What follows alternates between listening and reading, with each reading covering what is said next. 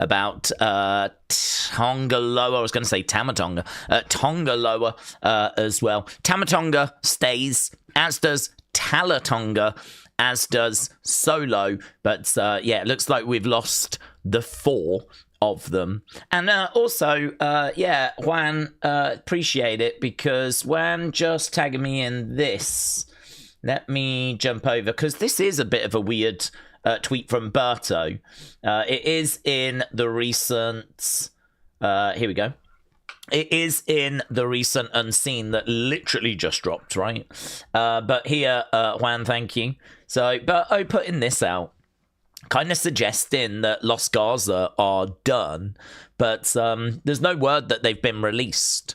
No one's found out that they're gone. I don't know. That's a weird one, that, because they don't get used very well, and clearly doesn't feel like WWE have got any major plans for them as a team.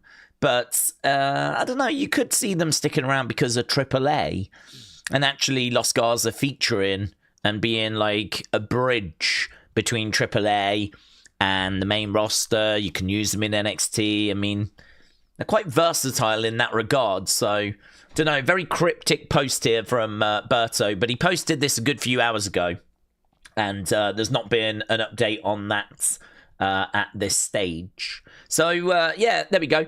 In regards to, we're obviously going to get into all of that and talk about all of that, but we need to talk about AAA, because obviously that's what we're here to do. So, tonight we've got, this will be interesting actually, Vikingo taking on Mini Vikingo. So we did look last time, and that is his brother, apparently. So we got Vikingo versus Mini Vikingo. We got Rey Fenix in action. So Rey Fenix wrestles tonight. So we got Vikingo wrestling tonight.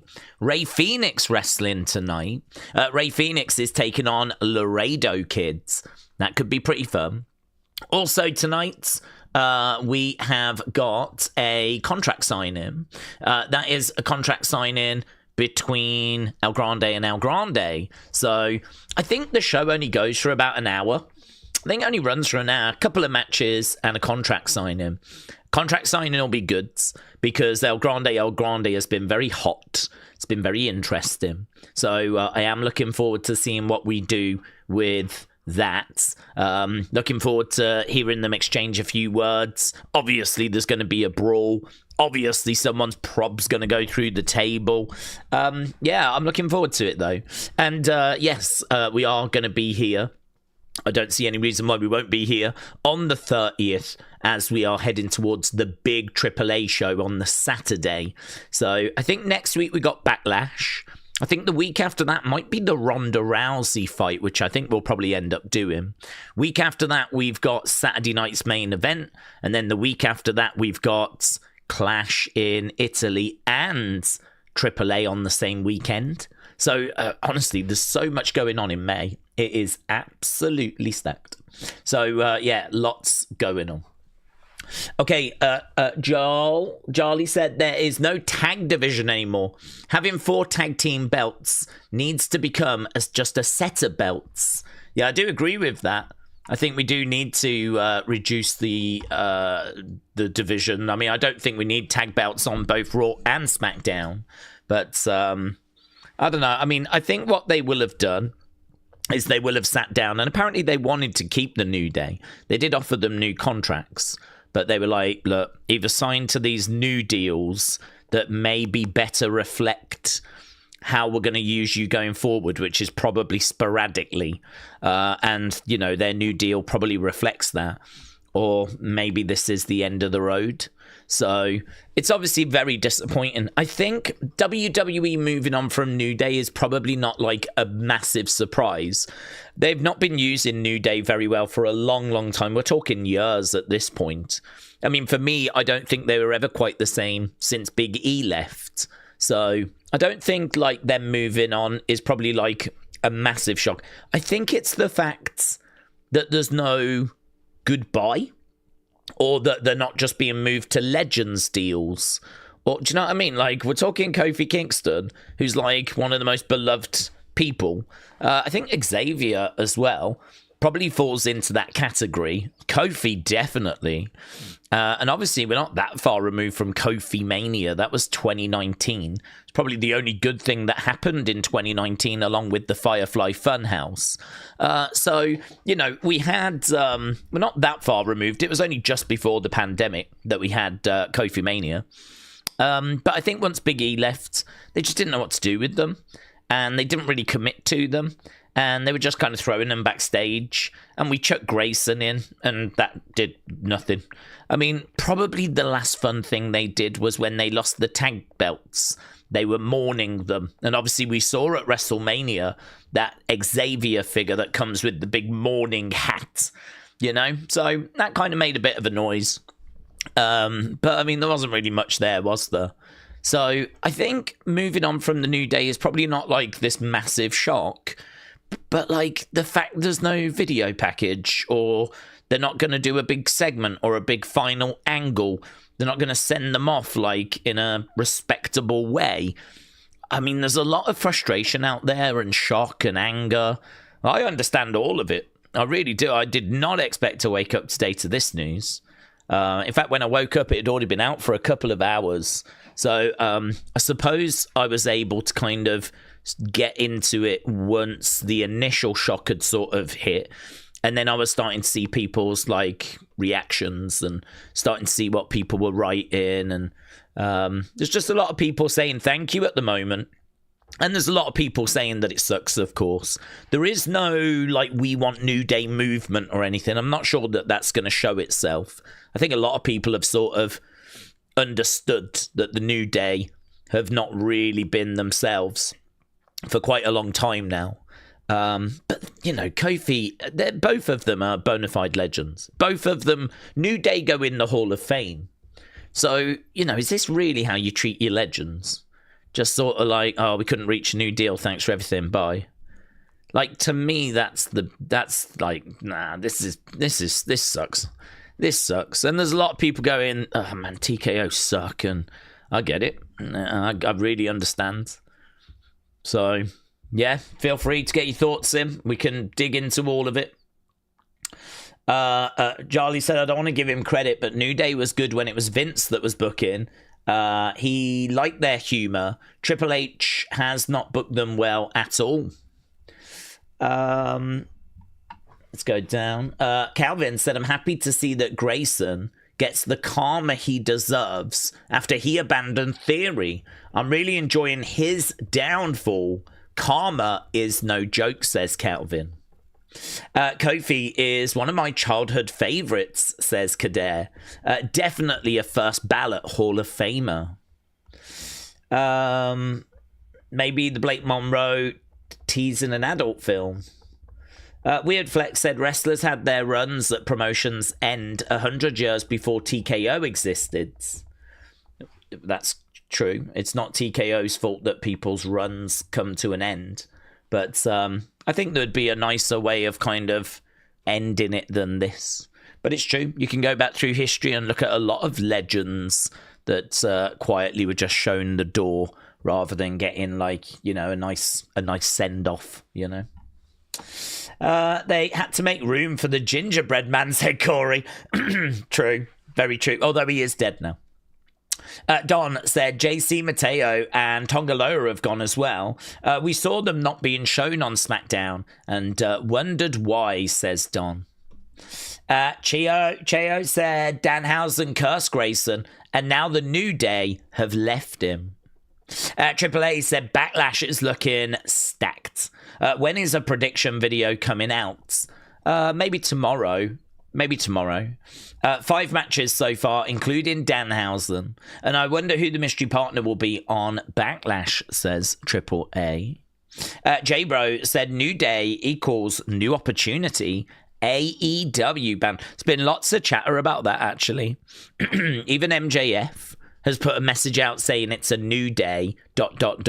Yes, it is. We know that Xavier is really close friends with Kenny Omega. We know there's a lot of respect for the New Day. And you could imagine New Day versus the Bucks. You could imagine New Day versus FTR. Maybe Edge and Christian versus New Day.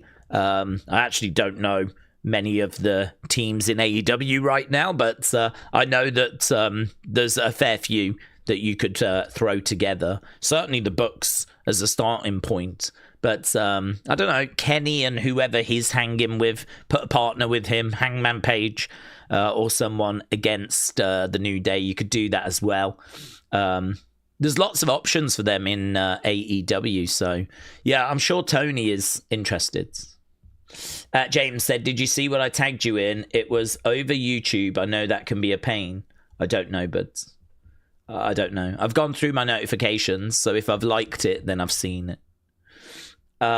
Weird Flex said, if I'm Tony, I would run both Xavier and Kofi as singles wrestlers. Put them in the main event immediately. David said, I never thought Kofi would have been released. If TKO hate tag teams, just have New Day split up and not release them. Well, I don't think it's TKO that hate tag teams. I think the truth is that TKO set a budget and then it's down to WWE to fit within that budget. And it seems like they didn't really want to lose the New Day. It's not like they just released them. I think what they did was offer them new deals to like try and keep them, but to fit them in the budget, they had to give them like less money. And it could have been substantially less. Obviously, there's no details, no specific details. But it has been very clear that a new deal was offered to the New Day and they turned it down. So it could have been substantially less. I mean, they've got to do what they think is right for them. And obviously they're going to be sat there going, well, we might be able to get more and be booked better if we actually leave WWE at this time. I mean, look, WWE is, and it has always been to a large extent, cold. Out for itself. Very little loyalty. There is some loyalty, but very little loyalty. So, you know, wrestlers have to make these decisions where they have to weigh up what's right for me. And most of the time, it's going to be right to stay with WWE because it's the biggest company. But if you're New Day and you've been there for years and your booking for recent years has been so poor, and then now they want to reduce the amount of money they're going to be giving you, you know, you could have a word with Triple H and go, listen, we've known each other so long. Lay it to me straight. What's the future look like for me and the New Day? And if the answer is, I'm going to try and get you what I can, but my focus is, you know, the new superstars, then if you're the New Day, you probably are going to look at that offer and go, it's probably best for me to see what AEW are going to offer, or it's not really worth my time to just get a bit part role. I'm not really happy with that. I don't have long left, you know. Everyone's wrestling career ends at some point, doesn't it? So I suppose in a way it's part of the process, really. It is part of the process. Everyone sort of reaches that point. You can make the argument The Miz is kind of reaching that point, and Sheamus is kind of reaching that point where, you know, their TV time is kind of diminishing. Miz right now doing a little summit with Danhausen, but before this, he was struggling to get TV time, you know. And so, you know, they might offer them new deals. If they don't take them, they could be kind of in a similar boat as well. So, yeah, it's a shock and a disappointment. And I suppose in a way a sign of the times, but to a large extent, it has always been that way. AAA said Daze Gunther is going for Cody. That pretty much means Gunther is going to win the title. New, different face finally.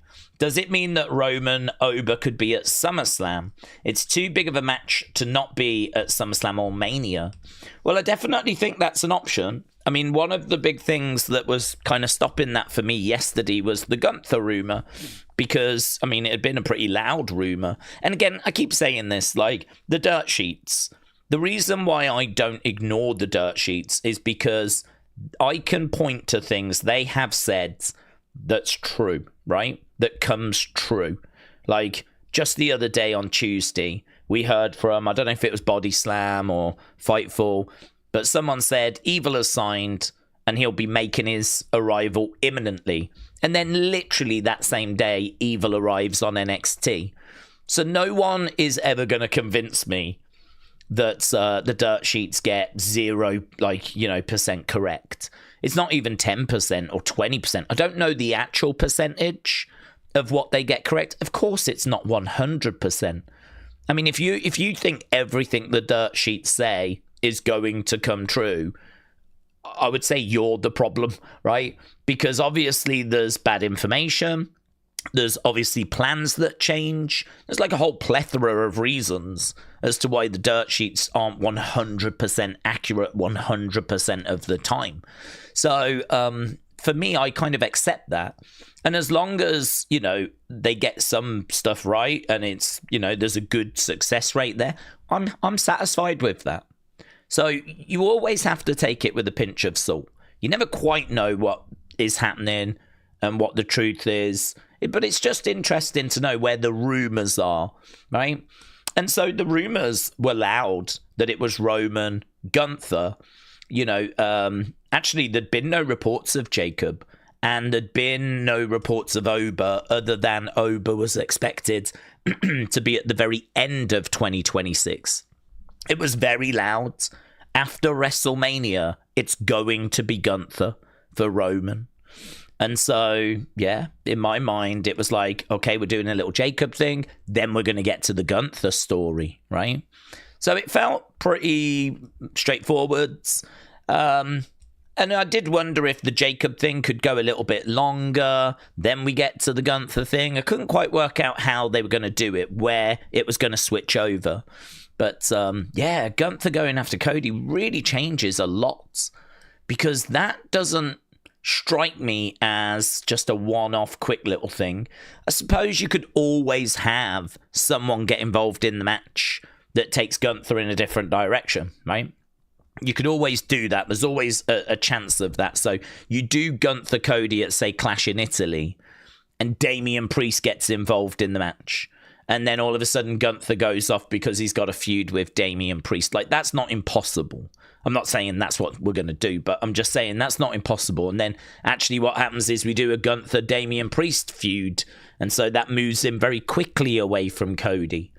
But I don't know. I feel like there's a good chance that Gunther gets the job done here, because I think it'll be in Europe.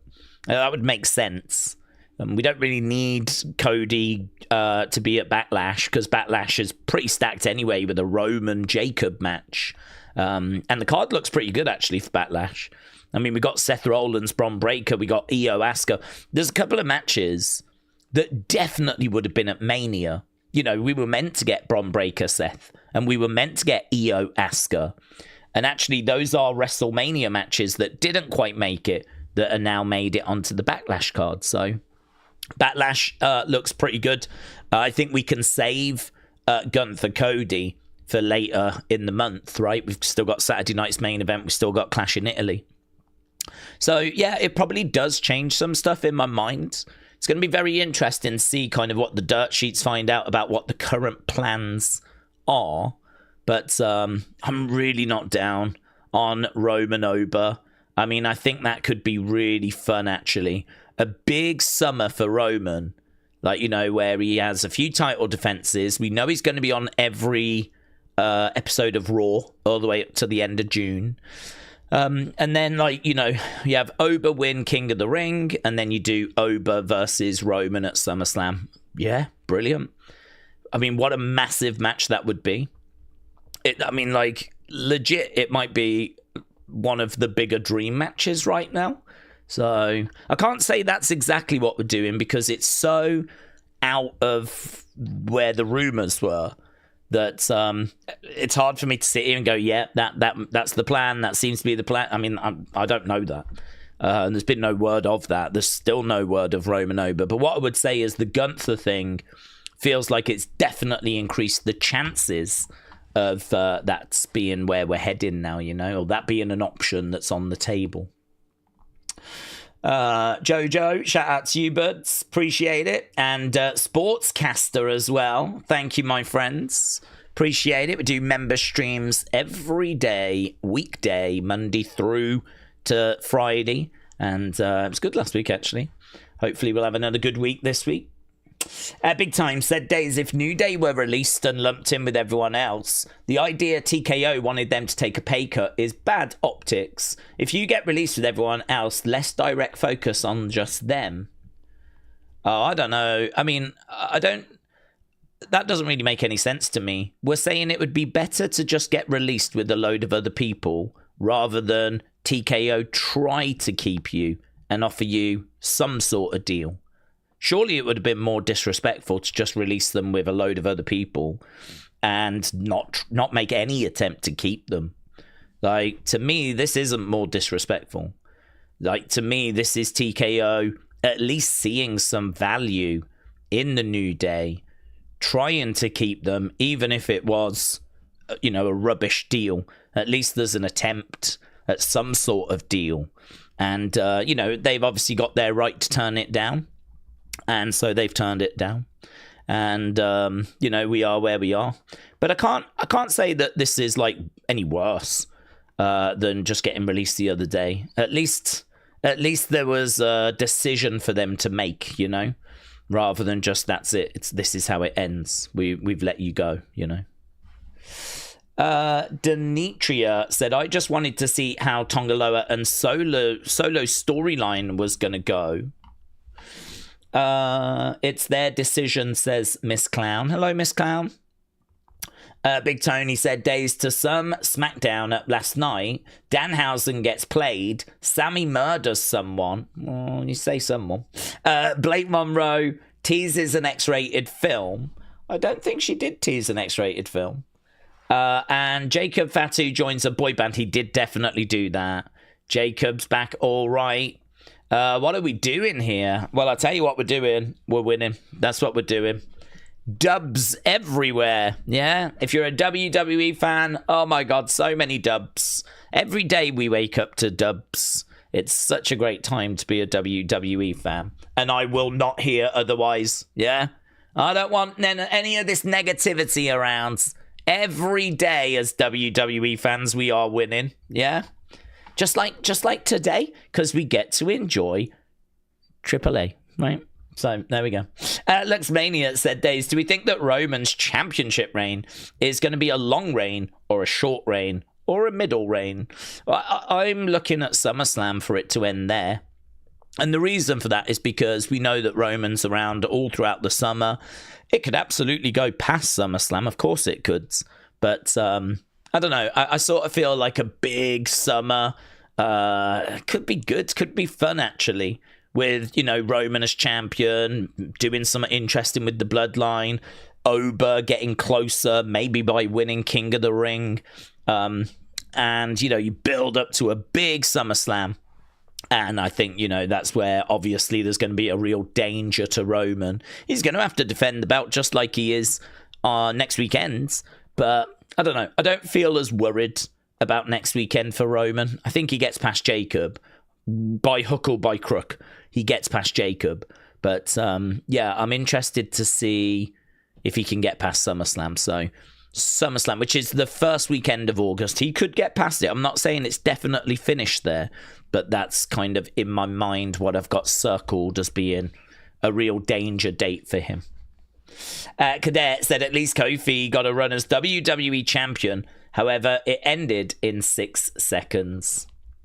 Well, his reign was longer than 6 seconds. The match that he loses it is very short. I think is it 7 seconds against Brock, and that was in 2019, and that upset a lot of people as well. Actually, that was another black mark against 2019. And when Brock retired, I think didn't he put a message out saying "I have been avenged" after Brock had been retired at WrestleMania? So I thought that was pretty funny. Wrestlandy said, Days with Brock being retired, what do we think it means for Paul Heyman long term? I don't think it really means anything. I think Paul Heyman was around long before Brock, and he'll be around long after Brock. I mean, Heyman's done everything, hasn't he? He's had the Dangerous Alliance, he's done commentary, he's been managers of multiple different people. Even in WWE, we've just gone through a period where he was with Roman. Now he's been with Seth and The Vision. And who knows where he'll go next or latch onto next. I suppose it would be good for him to spend some time with someone. I mean, it's been a bit rocky because he kind of went from Roman, little bit to Brock, came back to Roman, then he went to Seth. That didn't last long, obviously, due to injury. Now he's kind of stayed with the Vision. I wonder if he just sticks with Bron for the foreseeable. I wonder if Bron is someone they've really identified as being like, we're really getting behind this guy. Do you know, I actually watched some footage of Goldberg. It was when Goldberg came in and his first feud being with The Rock. And I was looking at Goldberg and I was like, man, I think the size is a bit of an issue here. Because Goldberg was like standing face to face with The Rock. They were about the same height. Goldberg had like, you know, a good size to him. And he just carried this presence. I feel like Bron Breakker is just that touch shorter. And as a result, doesn't quite carry that same presence as what like a Goldberg did, you know? And I wonder if that's why it's just that bit harder to sort of get him over. I don't know. I mean, obviously, if he was bigger and, you know, more jacked and all that stuff, of course it would be easier. You know, Oba wouldn't make the sort of impression he was making if he was smaller than what he is now. So, I mean, size, of course, does play a big factor. But, yeah, I think they've identified him as someone that they really do believe in kind of getting behind. They really do see him as being a big player in that main event scene. So I would imagine that Heyman will just stick with Bron Breakker for the foreseeable. But even if that doesn't work out, he'll move to someone else. You know, he's made it very clear, didn't he, at the Hall of Fame? He's got no intention of retiring anytime soon. So I think he wants to just keep going for as long as possible. Weird Flex said Bron makes up for it in the ring. He's just like his uncle and his brother. Bron is jacked, more jacked than 90% of the roster. Equation said, for Gingerbread Man's funeral, next week I've got a feeling there'll be some former WWE stars and celebrities. Could do. Don't know what they're going to do for that. I don't know how big they're going to go for it. But yeah, if they have had it kind of in the books for a little while, then, you know, it seems like the way they're dealing with this Gingerbread Man thing is, yep, it's stupid. Yep, it's not going to be to everyone's taste, but we're going for it. And it seems to be that's the approach. But we're going for it. We're going to go for it. We're going to see what the reaction is. If it lands, I think they know that people will make memes out of it and will have fun with it. Even if they want to mock it, people will still be joking about it. It will generate noise. So, I mean, you could say that it's brave to kind of do it because it is going to really divide opinion.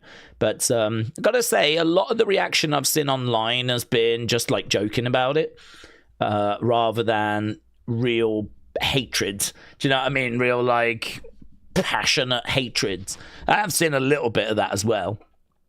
But, yeah, I think they're just trying to find a way of injecting a bit of fun in and a bit of sports entertainment in and probably seeing how it lands and seeing what the appetite is for that type of content in 2026.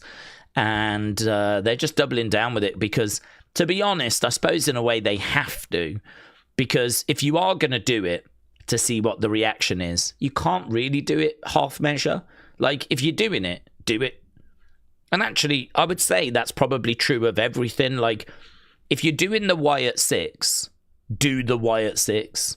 What you gave us was not the full Wyatt Six experience. It was just a group that had an entrance and then wrestled matches like everyone else, you know? We did a few backstage vignettes where they were just in a dark room, cupboard or something, right? And that was it. I mean, that did not feel like the full committed, we're going to really go for it, Wyatt Six experience. I mean, their Halloween Horror Night was probably one of the most exciting things that they did. And it was not WWE that did it. It was Universal Studios that did it.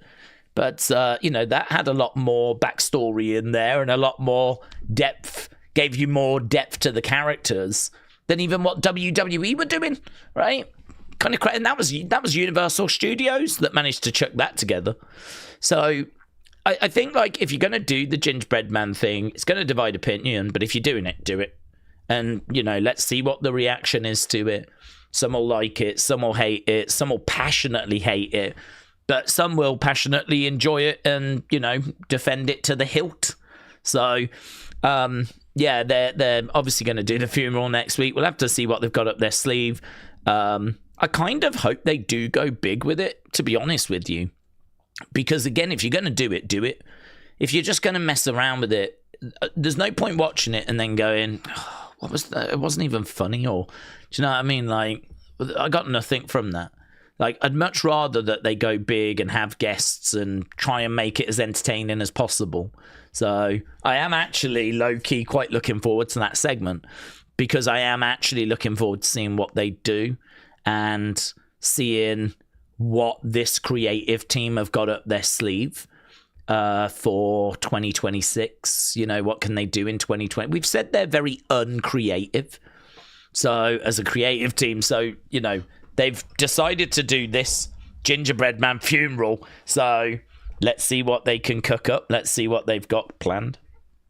AAA said the Gunther Cody feud changes everything. I wonder if Randy's injury is real and playing a part. Could be. Sad that Randy not winning the title anytime soon. Now Gunther is winning, but why did Randy punt kick him at WrestleMania? Well, it feels like a way of saying that it's not done, doesn't it? It feels like a way of Randy saying to Cody, this is not over. And that could still be true. It could still be true that this is not over and that we could very much pick this up again in the future. Doesn't mean that it's going to be anytime soon, over the next month or 2 months or whatever. But this is far from over. I expect these two to pick it back up. And actually, to be honest with you, whatever the reason, it might be a good idea to just put a bit of space between this story, like, ending and starting again. Because I don't know about you, but I was very excited for Randy and Cody. And I expressed that on the streams. I was saying, like, I'm really looking forward to this. Because I think Randy and Cody have got so much history. And there was so much that we could have got into. And we were having conversations about, could you imagine if Cody said something to Randy that Randy didn't know?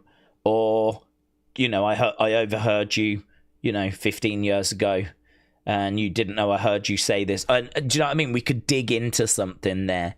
And then you got Randy trying to figure out what did he overhear, and you could bring in some mystery. I actually didn't mind the mystery caller thing as well, because that seemed to land. People were really speculating what that was. It felt like there was so much to dig into. And then, of course, it got derailed, as we know, okay? And then we get to WrestleMania. Matches not great, mainly because, you know, the way it starts, there's just a bad vibes around. You know, there's a couple of moments in there, but then just as, you know, the match is getting good, Pat comes back down again, and then we get him trying to be a ref, and I mean, it was just ruins, right? It's like we were baking a cake, and what we decided to do was take it out of the oven, chuck it on the floor, drive over the top of it, do you know what I mean, and just throw it in the toilet. I mean, it just got absolutely wrecked. So maybe it's best to just go, okay, we definitely botched that. Let's move on to a few other things.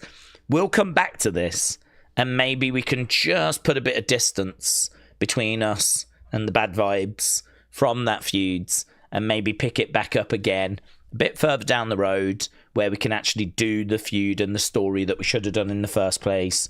And actually, you know, it might land a bit better. Because I got to be honest, right now, I am ready for a palate cleanser. I am ready for something different. I am ready to just move on from that, because it was a car crash. It was a disaster. I don't want to... I'm ready for something else.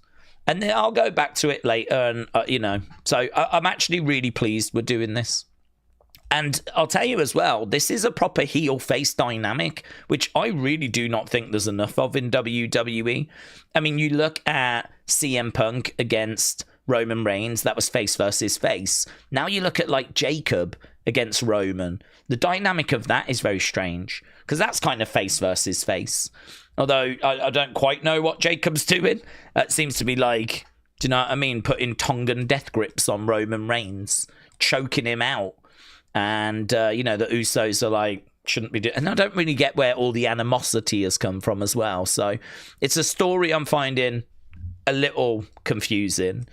I'm sure some of you are on top of it and able to fill in the blanks. But for me, I'm like, I don't quite get this. The vibe doesn't feel quite right with this story. It also feels very overexposed. I don't really understand why they're kind of main eventing all the shows. Someone said last night, why didn't they have Gunther attacking Cody end the show? And it's like, that was better than what we had actually at the end. But I think because next weekend is Backlash, they're really trying to hammer what is going to be the main event of Backlash. They're really trying to get that front and center. They're not worried about building Gunther Cody yet because the match is not coming yet. So instead, it's like, we're focused on this right now. So I think that was the strategy. That was the reason why. But yeah, Gunther attacking Cody was way more exciting than what ended SmackDown. But the dynamics are just a bit weird right now. But what I like about Cody Gunther is that's old school heel versus face. So I'm interested to see like the build of this. Like, I'm interested to see how the fans receive this. Of course, the people that don't like Cody will still not like Cody. But this is a much better feud for Cody. This is how wrestling used to be. When we had Hulk Hogan going up against King Kong Bundy, or Hogan against evil Big Boss Man, or Hogan taking on evil Andre the Giant, or Hogan taking on the evil Macho Man at WrestleMania 5, Hogan against Sergeant Slaughter, Hogan against Sid. Hogan had a run in the 80s where he took on a lot of heels. It's only really WrestleMania 6 where he takes on a babyface in the Ultimate Warrior, and that was because he was leaving, and this was a passing of the torch moment. So there was a very good reason as to why we did it. We didn't just do it for the lols. It was like, Hogan's going away, so we're going to pass the torch, which is why we did that. But this will be interesting. Heel versus face. See how the fans react to it. I think it's great for Gunther. This is the mountaintop. Cody is the mountaintop. WWE Championship, in my eyes, is the mountaintop. Obviously, Roman's a bigger star. But, Gunther's had that belt that Roman's got twice. He's never had the WWE Championship. So, and trying to get past Cody is, one of the toughest challenges. So I think it's great for Gunther. I think it's great for Cody as well, because as we said, it moves him away from the bad smell from the Randy Orton feud. So I think it's ticking a lot of boxes, actually. I cannot wait for the match as well. I think the match is going to be great.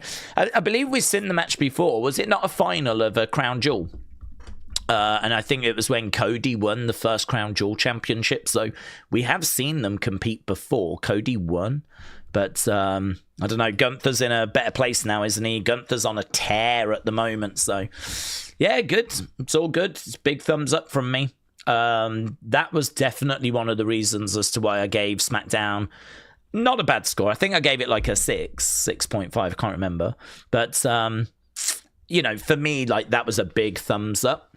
And I really enjoyed JC, seeing her in action against Charlotte as well. That was great, and that got a thumbs up. I thought the Danhausen stuff was pretty fun. I wasn't really down on that. I really thought Miz had joined up with Danhausen. I was buying it, that those two had got together. So that got a thumbs up. The tag match, that gets a thumbs up as well. I thought that was pretty good stuff also. So, yeah, it definitely felt like there was a lot of effort on the show. Gingerbread Man didn't really knock my score down. It's just bonkers, really, the Gingerbread Man stuff. Although I did say something in the opinions video, which some of you might not have seen. I went back and watched the Gingerbread Man segments, and I think I sort of understand what they were trying to do. And I said this in the opinions video last night. Sammy was still upset later in the show with Nick Aldis. He's like, are you really giving TV time to a Gingerbread Man costume? Like, come on, and he said, didn't he, that he gets upset. Like, when he sees the Gingerbread Man costume, he just wants to punch it. And he ended up low blowing it and ripping it apart, right? So it's clear that the Gingerbread Man costume does upset the Sammy character. So I can believe that. I can buy that. Okay, so he gets upset by it. Trick Williams, I can believe that he is going to make a big deal out of the Gingerbread Man kind of thing because it winds up Sammy. So that to me makes sense. The other thing he said as well is that he bought the costume and that you're messing with his money now. You ripped the costume and now you're messing with his money. So, like, you know, this is why he was saying, I've got like a 40 grand necklace, I've got a 30 grand watch. No one messes with my money. And so he was saying, I bought this costume, you've wrecked it, you're messing with my money. So I can sort of understand Trick treating it like a person to wind up Sammy and being actually annoyed because he's paid money for the costume that's now, you know, trashed. I can understand Sammy being like annoyed by the costume. I get that. The bit that I just do not understand is why does Joe treat it like a person? Why is Joe on commentary? Why is Joe on commentary not like, this is ridiculous? Is Trick really doing this right now? Is Trick really doing this?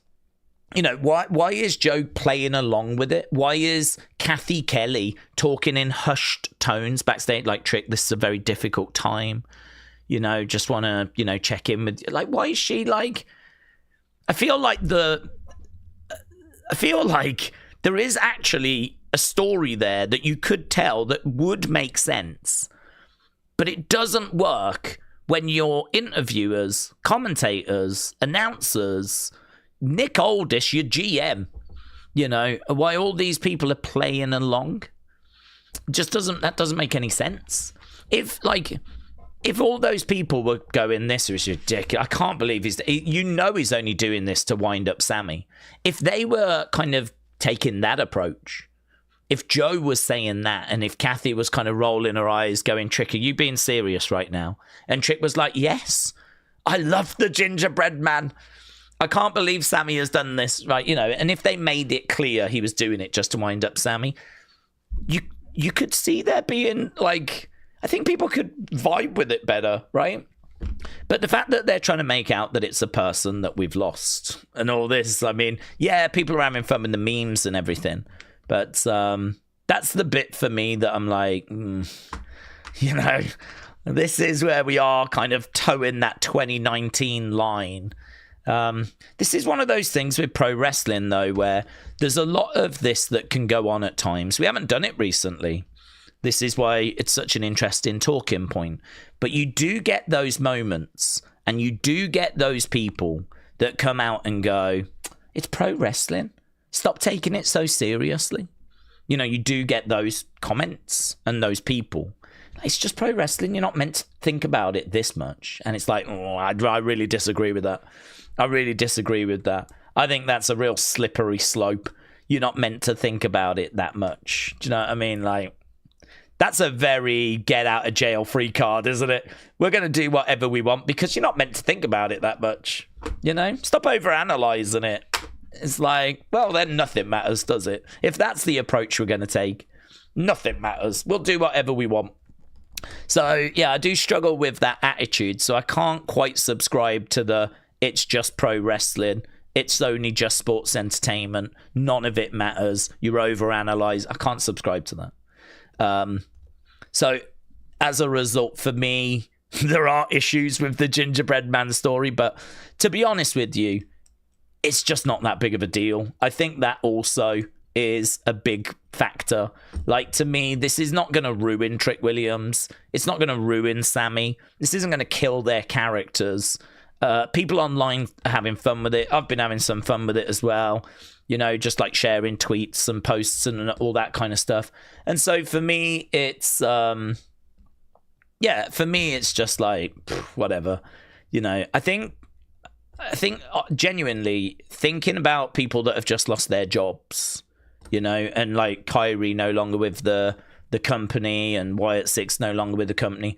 And seriously, the message that Rebel put out really kind of hit me hard.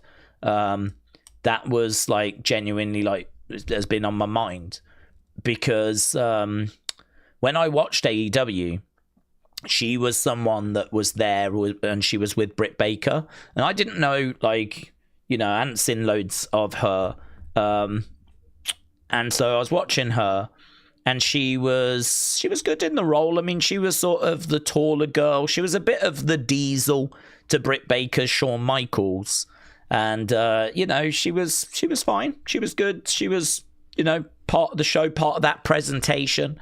It was I thought it was a really good period, actually, for Britt Baker, having, like, Rebel there. And that was kind of during the lockdown periods, where they were doing a lot of stuff at Daly's place in Jacksonville. So, actually, Rebel is someone that I watched a fair bit of when she was in AEW. And because I've not watched it since the end of 2023, I haven't really been keeping up to date with her health problems. Like, she's just not been on my radar. So when I played the video and she's struggling to speak as much as she's struggling to speak, and she's just been found out. I mean, I saw on her timeline, she was like, please, Lord, help me find out what's wrong. You know, I need to get a diagnosis. This wasn't that long ago. And then she puts a message out just the other day saying they know now what's wrong. And it is this ALS, which, you know, obviously is the body kind of declining, and, you know, they don't know how long she's going to have. And hearing, like, how laboured her speech is now, and just seeing that decline from when I was watching her was like, it was really unbelievable. Really unbelievable. It's I don't know if it's a timely reminder for me, but, like, maybe it is. Like, day after day, I just stream, doing these streams and talking about wrestling, and, you know, every day life's just going. Do you know what I mean? Life's just passing us all by, and we're just sort of sleepwalking our way through life. And yeah, I mean, like, to see her in that condition, it played on my mind, actually. And I've kind of been thinking about it ever since, and I really do wish her all the very best. Like, every ounce of love that I can send in her direction, I absolutely do, and she's very much in my thoughts. So, you know, when you see stuff like that, stupid gingerbread men don't mean nothing, do they? Do you know what I mean? Who gives a flip? Who gives a flip? So I think yeah, you know, we've had fun with it, and we've kind of had a say on it, but ultimately, at the end of the day, it just doesn't matter. So we'll see what the funeral gingerbread thing is next week. I hope they go big with it and make it entertaining. Then that'll hopefully be it. This is definitely not something that needs to hang around after next week, you know. Couple of weeks of fun with it, and then we just move on. So whatever the funeral is next week, I'm guessing Sammy will probably trash the funeral, right, out of anger, and then that'll probably be it then. But yeah, with everything that's going on with releases and the Rebel news, and, you know, I'm sure everyone out there has got their own problems as well. This is meant to just be a fun escape, isn't it? I mean, I do sign up to that. I might not sign up to the, oh, it's just sports entertainment, you know, you shouldn't think about it. I don't sign up to that bit, but I do sign up to the, it's just meant to be a bit of fun, you know. Really don't take it that serious, where it's like proper triggering you and all that stuff, you know. So yeah, a bit of a friendly reminder there from all the bad stuff that's going on in the world, that, you know, a lot of this just doesn't matter at the end of the day. Miss Dell Jr. said, we know the New Day's heel run. It could have been better. How could you do it, says Mr. Dell Jr. Well, I mean, you could have just... I always thought they needed to replace Big E. It always felt like something was missing. So I did always feel like they needed some sort of Big E replacement, personally. I think if you were going to go like into a heel run, I think you need to invest in them the same way you did when they were faces. So when they were faces, they had bootios, and they had pancakes, and they had things along those lines. I still feel like, as the heels, you still need to have something for them to get their teeth into, you know? So even if it's like some sort of form that says you're ugly, and they hand them out to the fans, yeah? Oh my God. take the, do you know what I mean? Like they can still be fun, which is what they were known for, and they can still be funny, they can still be entertaining, but it needs to obviously be different than when they're chucking out pancakes, chucking out bootios. Instead, hand out some forms, as I said, that says you're ugly or whatever it might be, right? There was a girl actually in the Indies. She would actually hand out to the fans these little canisters, like little travel ones of deodorant. Do you know what I mean? Like, oh, you stink, and like give them like these little deodorants. So I wonder if they could have had New Day deodorant or something like that, you know? Maybe the roll ball one, they could have had some of them. They could have sold them on the WWE shop. So I always thought that losing Big E was a bit of a problem because it changed the dynamic of the group. They were not really a faction anymore, were they? They were just a tag team. And I always thought that when they were at their best, it was when they had bootios or pancakes or something for the fans to sort of get their teeth into, if you will. They needed to do that when they turned heels as well. I would have kept them fun as well, even as heels, but in an insulting way, as we said. And yeah, just use that as a starting point, to be honest. And then just, you know, put them in feuds, had them work in programs with younger teams, beating younger teams to upset the fans, you know, and, you know, going on and getting like good championship reigns as well. It's always good when baby faces are chasing. So team like the New Day actually could have had the belts for quite a while as all these different young emerging teams trying to get the belts. New Day just cheat their way into keeping them for a bit. So as a rough template, something along those lines. But we just didn't really do any of that. They didn't really give them anything to sort of get their teeth into. Didn't give them regular feuds or regular TV time at that. A lot of backstage segments. The problem is that we know the tag division, they just don't care. Tag division, someone at some point will be like, oh, do you not be good if we did this with the tag teams, and then it, you know, fires up the tag division. But a lot of the rest of the time, they just don't do anything with the tag division. So, you know, it's kind of seemingly fallen off the agenda a little bit again. So, yeah, it was very frustrating. I'm sure that they were very frustrated, and that might even have played, I'd imagine it did actually play into a reason as to why they ended up leaving. Because, I mean, they've just had 2-3 years, if not longer, of nothingness, really. I mean, they gave them Grayson. Did they do anything with that? No. They didn't do anything with that, did they? They didn't do anything with Grayson being kind of in that team. I don't think Grayson was the right person to go into that side, to be honest. You might have been able to have made it work if you really committed to it, but it would have took a bit of work and you would have had to have committed to it, and they just seemingly didn't want to do that. Big Time said, Daze, the idea of being told your body is just deteriorating is genuinely heartbreaking. It's hard to comprehend, isn't it? I mean, my nan suffered with dementia. So, I mean, but she was obviously old.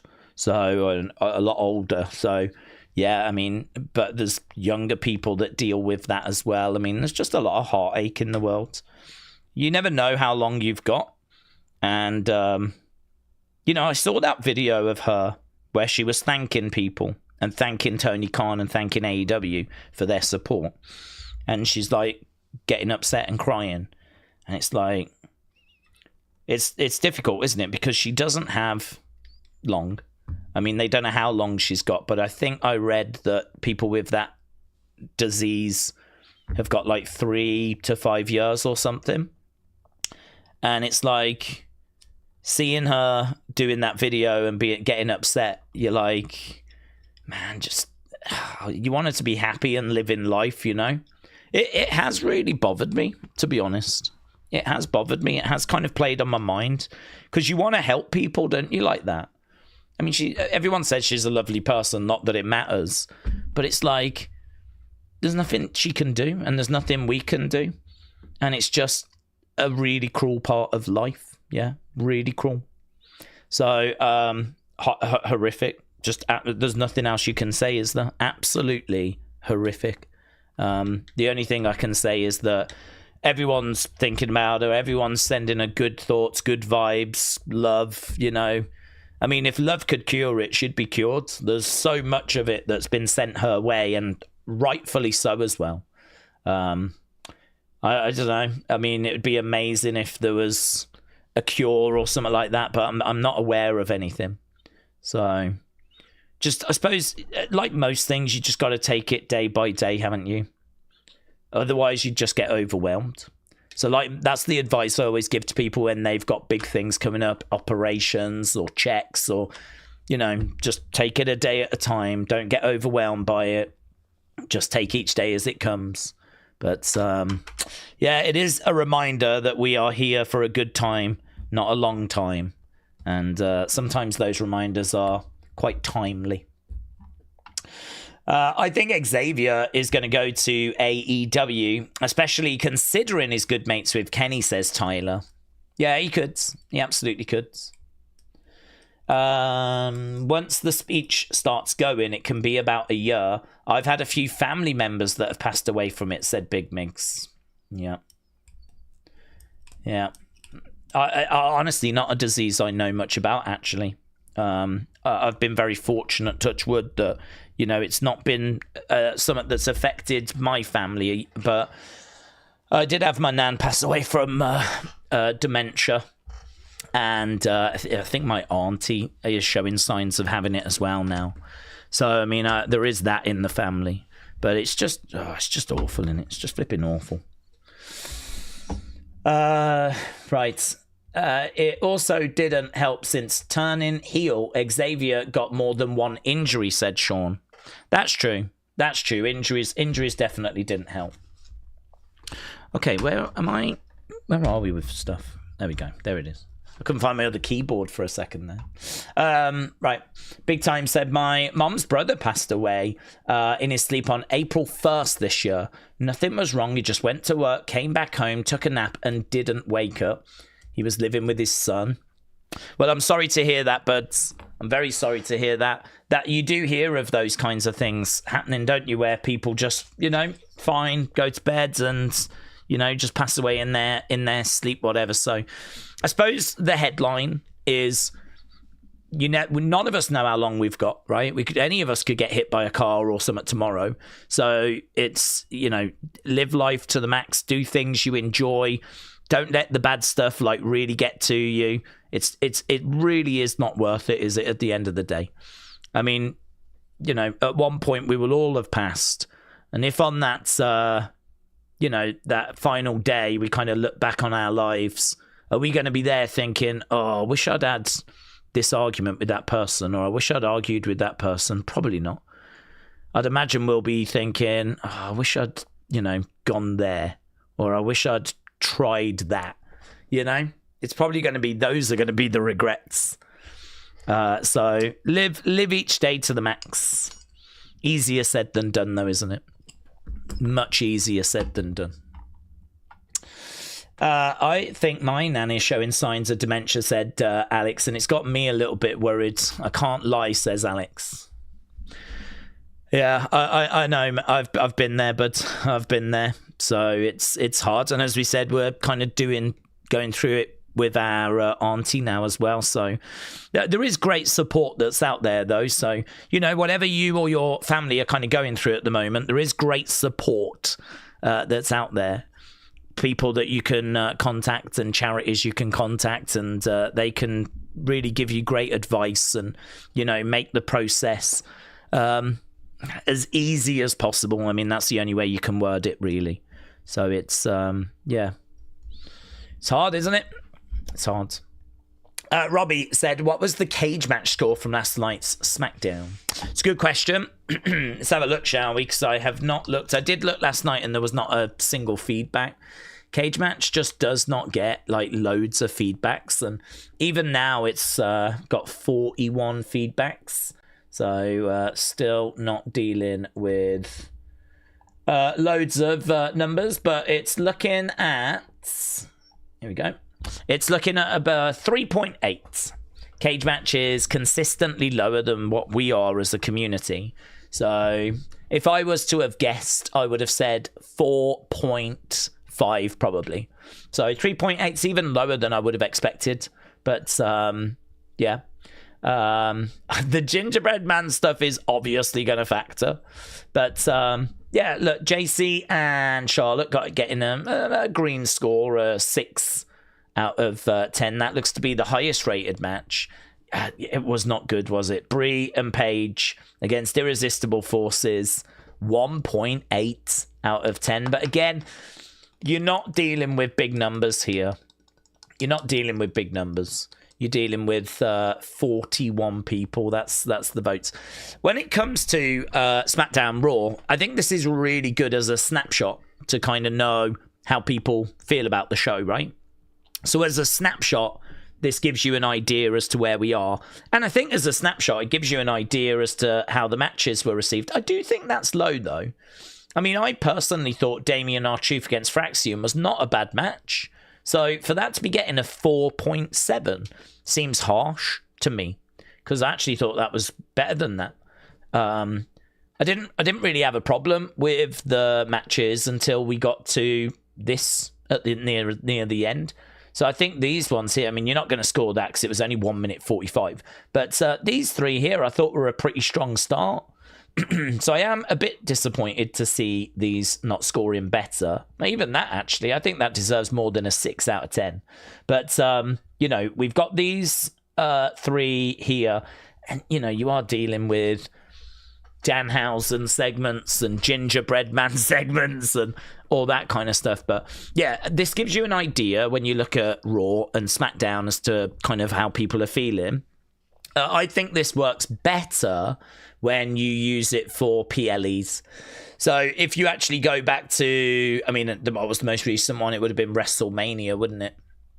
So WrestleMania, if you go back to that, you can see much higher feedback. So 436 votes for WrestleMania. So WrestleMania, we know that it got 5 stars, 9.05. So out of 10. So that's where Roman CM Punk has sort of settled. It'll keep getting votes, of course. But 790 votes on the match. 6.7 for night 2. So I think it works better when it comes to PLEs, but it is it gives you a snapshot. That is 560. So 2.8. Cody Randy at the moment, 4.08 out of 10. So not great. Not great. 4.5 stars, though, for Gunther Seth from Dave Meltzer. That got 7.7. It was the highest rated match on night 1, 7.7.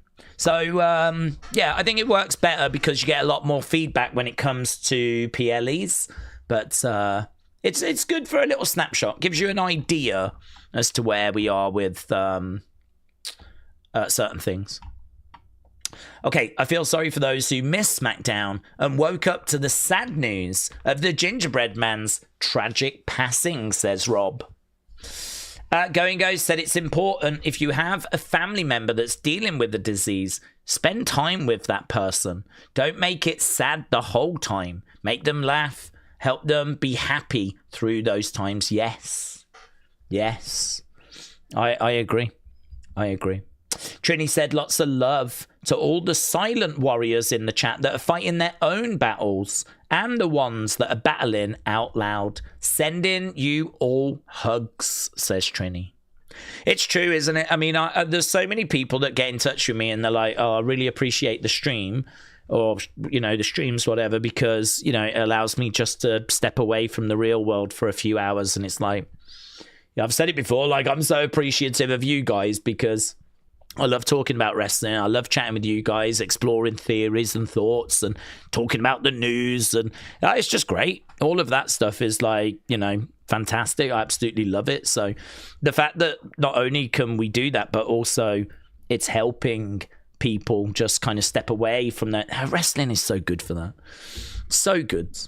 Because, of course, we're here, you know, tonight. We're back on Monday. We'll be back on Tuesday. Like, there's so much like WWE, and obviously if we did AEW as well, there'd be even more. If we did TNA, there'd be even more. I mean, you could do CMLL, you could do New Japan, you could do AAA, you know what I mean? I'm pretty sure you could fill the week up with just watching wrestling, reacting to wrestling, talking about wrestling. You could probably go 24/7. So it is a fantastic escape. And obviously it has no off season as well. So yeah, very cool. Big thumbs up for wrestling. Chowla said, do we think Jelly Roll will be Danhausen's partner? I don't think so. It's not impossible, but I don't think so. The reason why it's not impossible is because, you know, we know that Pat and Jelly Roll were going to be featured at Backlash, but I think they might have both been spooked and scared away by the negativity. You got to remember that their reputation is very important, right?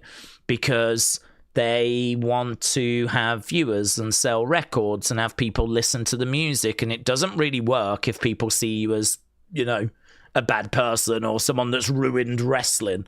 So they have to be very careful with their public image. So it you know, it ain't going to take much to spook certain celebrities.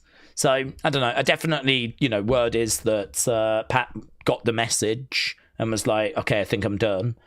And Jelly Roll might have got that message as well, because he put a thing out saying, listen, Pat, I love you, but you know, this place doesn't need us. We need to leave this to the professionals.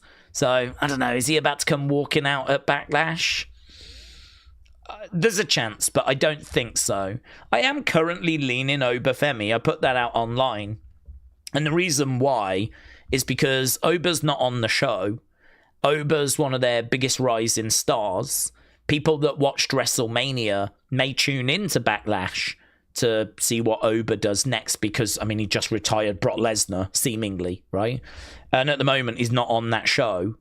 And I think that him coming out, I mean, you could imagine Danhausen in the ring, Miz and Kit Wilson mocking him because he hasn't got a partner. And Danhausen's like, who said I don't have a partner? And then Oba's music hits. Oba comes walking out. And then you cut to Miz and Kit Wilson that are like, just like shocked.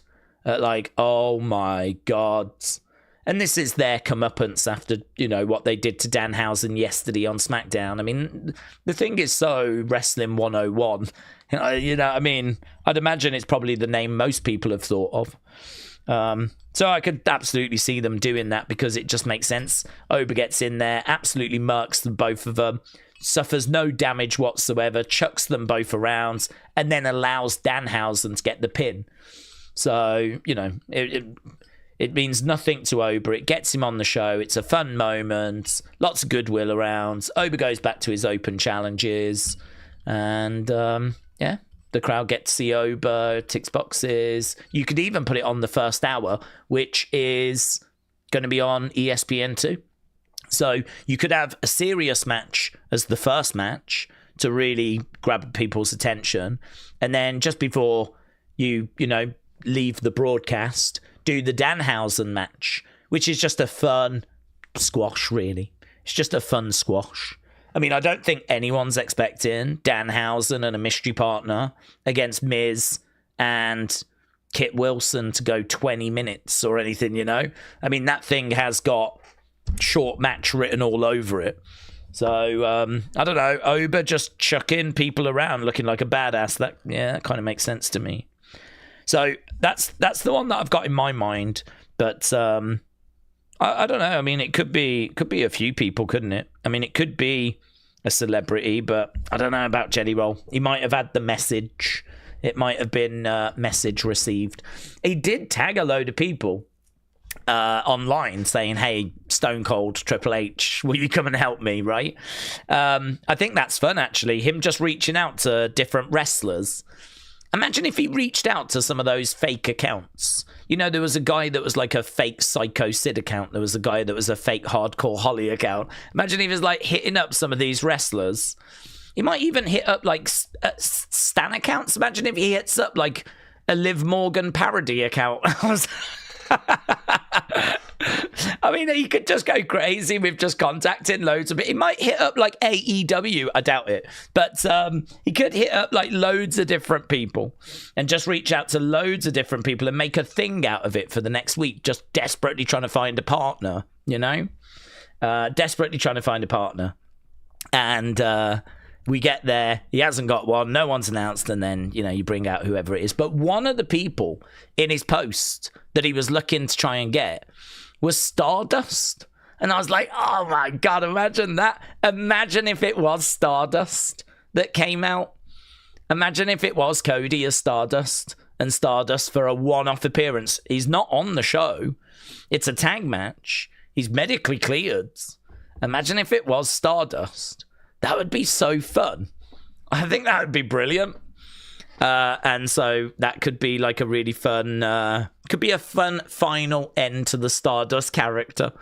You know, he kind of comes back for one more match, partnering Danhausen. And it'd be pretty fun if Cody was like just no selling it. It was like, did you lot enjoy Backlash? I was at Disney the weekend, you know. So I don't know. I'm looking forward to seeing who it's going to be. Go said, I think Mr. Iguana could be the surprise tag partner. Imagine Danhausen and Mr. Iguana. Yeah, that would be fun. I'd be down with that. I wouldn't be against Mr. Iguana being in that position. Be a good way of promoting AAA. I think the current PLEs have got so few matches and there's so few opportunities that it's a bit of a problem having a comedy throwaway on it, said Shining Wizards. Yeah, that's not unfair. I mean, I personally don't mind the fact the match cards are so short because, I mean, we still managed to fill a good 2.5 hours and I'm not really looking for anything to go really beyond that. Like, well, 3 hours is fine, but growing up, a lot of shows were around that sort of 2 hour something mark, you know, that kind of no longer than 3 hours. I remember WrestleMania 4 being 2 videotapes and it was like 4 hour spectacular. You know, it went 4 hours and it was like, oh my God, how am I going to get through that? That's a lot of wrestling that I'm going to have to get through. 2 videotapes. Wow. And to be honest, my criticism would be that WrestleMania 4 feels too bloated. It feels like there's too much in it. Probably because all the other shows were around that 3 hour mark. So for me, I think matches, you know, people want to watch good matches. You know, one of the criticisms that I had on the feedback video yesterday, and I thought it was a good criticism actually, was JC Charlotte. Just let them cook. Just let them bang. Like, just let them go out there and have a banger. Instead, we're having to have Alexa get involved and Fallon get involved and Laney get involved and distractions and nonsense. And do you know what I mean? Like, rather than just letting them go out there and having a WrestleMania type match, we have all these shenanigans. And you do sort of get desensitized to it. You don't even really think about it because you just so expect it to happen. That you're just like, yeah, of course they're going to get involved. Of course they are. Everyone gets involved. We don't do anything to stop it. We could easily stop it. You know, you could easily kick people from ringside or say, if you get involved in the match, you'll be suspended. Do it again, you'll be fired. I mean, you could easily cut down on it. But WWE don't want to do that because it gets them out of some holes. Because obviously you don't want people losing clean. You know, they wouldn't necessarily want Charlotte losing clean to JC, who's only just arrived. They don't want JC to lose because they want her to be the arrogant heel. They don't want Charlotte to lose because it's maybe not a good look to lose clean to JC, who's only just arrived. So instead you have JC win, but it's thanks to heavy outside interference, you know. So but we do it all the time. So for me, I'm all right with having a match card at PLEs that's not flooded with matches because I'm hoping the matches get time and I'm hoping that, you know, they're matches that we kind of want to see. But I can agree with you that if we're only going to have 5 matches, to have one of them as a comedy one means that you've only got 4 matches. And so maybe the Danhausen thing should be a bit of an extra. You know, it should be a bit of a, because it probably is going to be a squash, so it probably should just be a bit of an extra match on this cards. But Yeah, by and large, for me, like having a match that gets time, that we can get a quality a match that we're looking for. I suppose I always think, like, can we say that we had the matches that we wanted to see? Like, JC versus Charlotte is a great match. I love JC. I think Charlotte's a great wrestler as well. I know she gets criticism, but I think she's proven that she can have consistently good matches. So I like both of them. That match should bang, right? So I want to see it. And we got it, but did we really get it? You know? Like, if they now don't face each other ever again, is that it? That was it. Like, that was it. So, yeah, I think for me, like, the reduced match card is fine. Let's try and have, like, good matches, great matches, and the proper matches that we can say, yes, they did face. It was at PLE. It was a great match. And I think if you have 12 matches on a match card or 10 matches, you know, you're just not really giving anything, or a lot of stuff just not getting the time that it needs. And I certainly don't need something going like AEW does, 4 hours plus. I mean, I don't even watch AEW, but whenever I hear people talking about the shows, one of the first things people say is, it's too long. Even Brian Alvarez, who's like a big fan of it, one of the first things he says is like, you know what I'm going to say? The show was just too long. So, you know, if you don't want to go like 4 hours plus, and you don't want all the matches to have a short amount of time, you got to find that sweet spot, haven't you? And maybe you could have 6 matches. I mean, perhaps it should be 7 matches, and it should go 3.5 hours, and every match gets a half an hour slot, so that you can do entrances and enough time for the match, video package, entrance, match, and then any kind of camera shots afterwards. You got half an hour to get all of that done, and you do that for 7 matches, and it goes 3.5 hours. And I wonder if something like that is the sweet spot. I don't know where the sweet spot is. I can understand people saying 5 matches, 2.5 hours, 2:45 is too short, or we should have a couple of more matches, a match or two. I can understand if people are saying that, right? But I do feel like there is a balance, and maybe the balance isn't quite right at the moment, but I do think there is a balance that we need to find. And I'll be the first to admit, as I said, maybe it's not quite right now. But equally, I would also say 4 hours plus 10, 12 matches, that also doesn't feel quite right. So, yeah, I definitely hear you, Shining Wizard. Maybe on this occasion, the comedy match should just be seen as a bit of a bonus, not actually take up one of those slots. Dean said, I like it when matches start to cook because it does make it better. Yeah, I agree. I mean, I always think, like, you know, whenever, like, sometimes I'm trying to think of an example, but I can't think of one off the top of my head. But sometimes I look to see if 2 wrestlers ever faced. And it might be, well, they did, but it was on a Raw. And you go, well, that's okay. But then when you actually go and watch the match, it's a Raw match. It's not a proper match. And you go, oh, God damn it. You know, like, I wish it was a PLE match. I wish it was like I wish it was a WrestleMania match. I wish it was a proper, yes, they faced. And it was a proper match that had time. And I mean, with a Raw or a SmackDown match, you're probably going to have to deal with commercial breaks. Probably going to have to deal with outside interference, you know? So I agree. Giving them time and structuring a match and actually saying, yes, we did it. You know, I mean, it's great. We did say Roddy Piper, Bret Hart at WrestleMania 8. It's a proper match. It ticks the box. I saw, actually, that was one I saw the other day, and I was trying to think, oh, no, I don't think they ever did face at a PLE. Roddy Piper, Shawn Michaels. So, Roddy Piper versus Shawn Michaels. I want to say that this was maybe 92 that they face.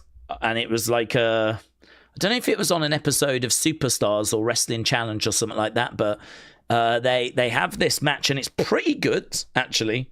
Sensational Sherry is at ringside with Shawn, and Roddy Piper's the babyface. Shawn is the heel. And I was thinking, like, well, I know we did Roddy Piper, Bret Hart at WrestleMania 8 for the Intercontinental Championship, but I couldn't remember us ever doing Roddy Piper Shawn. And obviously there was less PLEs in the early 90s. So I was watching this match that was online on one of the YouTube channels, and it was really good. It was really good. It wasn't mind-blowing, but it was a TV match, and thankfully it was pretty well booked. Yes, there was outside interference, but to be honest, even if it had been at WrestleMania, Sherry still would have got involved. So I don't think it would have made much difference, but I was pretty satisfied that, yes, I can say they did face each other, and the matches, yeah, it was worth watching. It was pretty good. So, give them time, let them cook, let them have, like, proper matches. WrestleLandy said, Daze, the current roster, it might be the best in terms of wrestling talent. Who do we think could be a Mount Rushmore for the future? I think Dominic, Ober, Bron, and Rhea. I think Rhea stands a great chance because she's still so young and she's already made such a massive impression. She's got a good size to her. She's got experience. She's got a great connection with the fan base. Definitely can go with that. Dominic has got a connection with the fan base. He's getting experience. He's got that AAA experience. I still do worry a bit for his match quality, though. Like, if Dominic's going to have a match, I'm not going in expecting it to be a banger. I'm not expecting anything in the 4-star range. Depends who it's against, I suppose. But, yeah, I don't know. Consistently keeps having matches that are fine. So that would be my concern with Dominic. I mean, it might click and it might start really satisfying and really delivering. But I'd say up until now, there's definitely some matches you can find. I'm not saying he's, never had a great match. But I think that consistency, certainly on the bigger stages, definitely would like to see that improve. So, but again, he's a young man, isn't he? Ober, of course, there's lots of excitement around him. And your other one was Bron. And I think there's obviously a bit of work that still needs to be done with Bron. Still doesn't feel quite right. But I would say feels like we're in a better place now than when he first came onto the main roster. I'd say it feels like we're in a better place now than when he was in NXT. So it's getting better. So yeah, he's got to be up there. He's got to be in the running. I think Ober definitely. I think Rhea definitely. Kendall Gray's in my mind because she's just so good in the ring. But I don't know if she's going to have the presentation. I mean, at the moment, her presentation doesn't feel like main roster WrestleMania presentation. Her music is pretty bland. Her ring gear is pretty bland. That whole presentation needs a major upgrade. From her ring gear to her graphics to her entrance music. Like, all of that needs a serious upgrade. But when it comes to the bell ringing, she's electric. The pace that she works at, the moveset. I'm so excited by Kendall Gray. Dave Meltzer was saying she could turn out to be, and it was a comment I'd made as well, actually. She could turn out to be the best female American pro wrestler in history. She could actually go on to achieve that. And she's that good. She's a serious talent.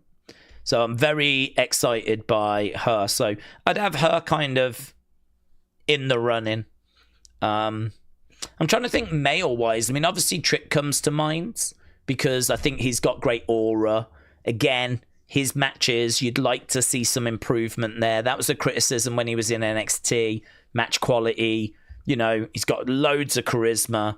He's kind of ticking every box. He's ticking the in-ring box, but it could just be a little bit stronger. But feels like he's around for the long haul. Don't expect him to just be, gone within 5 years. I think he's going to be around for the foreseeable future. So obviously Trick could be in the conversation as well. But yeah, I'm trying to think, like, Rhea's a hard one to beat. Ober's a hard one to beat. I think Dom and Bron are the two that I would probably have questions in those four. But yeah, those are my initial thoughts. I probably like AAA more, said Bonkers, than SmackDown. SmackDown's okay with Gunther and Fatal Influence being on there. It could be good. Yeah. Days, if WWE hired you and you left the community, yeah, with fans saying you sold out, yeah, and I would have, you can just say I didn't sell out, I bought in. No, I would just say I sold out. I would just be like, no, I definitely sold out. You are correct. Bye. Toodles. Days, where's Jade? Said Sean. Where is Jade? She's okay. I'm not aware that there's a issue or anything. She popped up on my timeline earlier.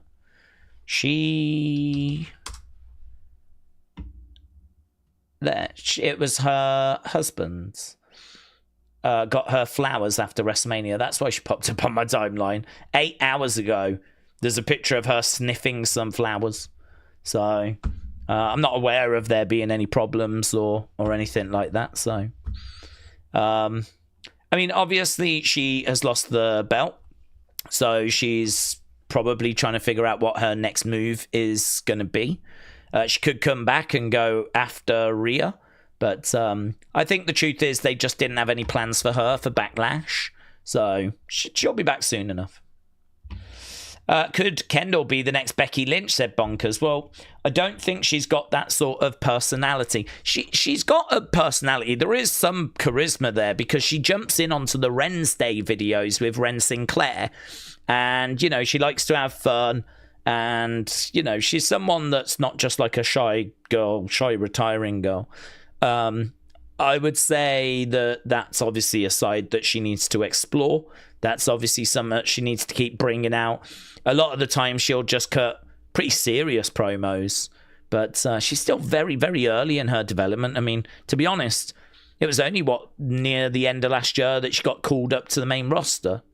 So, I mean, she hasn't even been in NXT all that long on the NXT side of things. So, yeah, that's definitely something she needs to explore. But in-ring wise, she's just incredible. I think the look needs work. I think her promos need work. Her promos don't need work like Izzy Dame.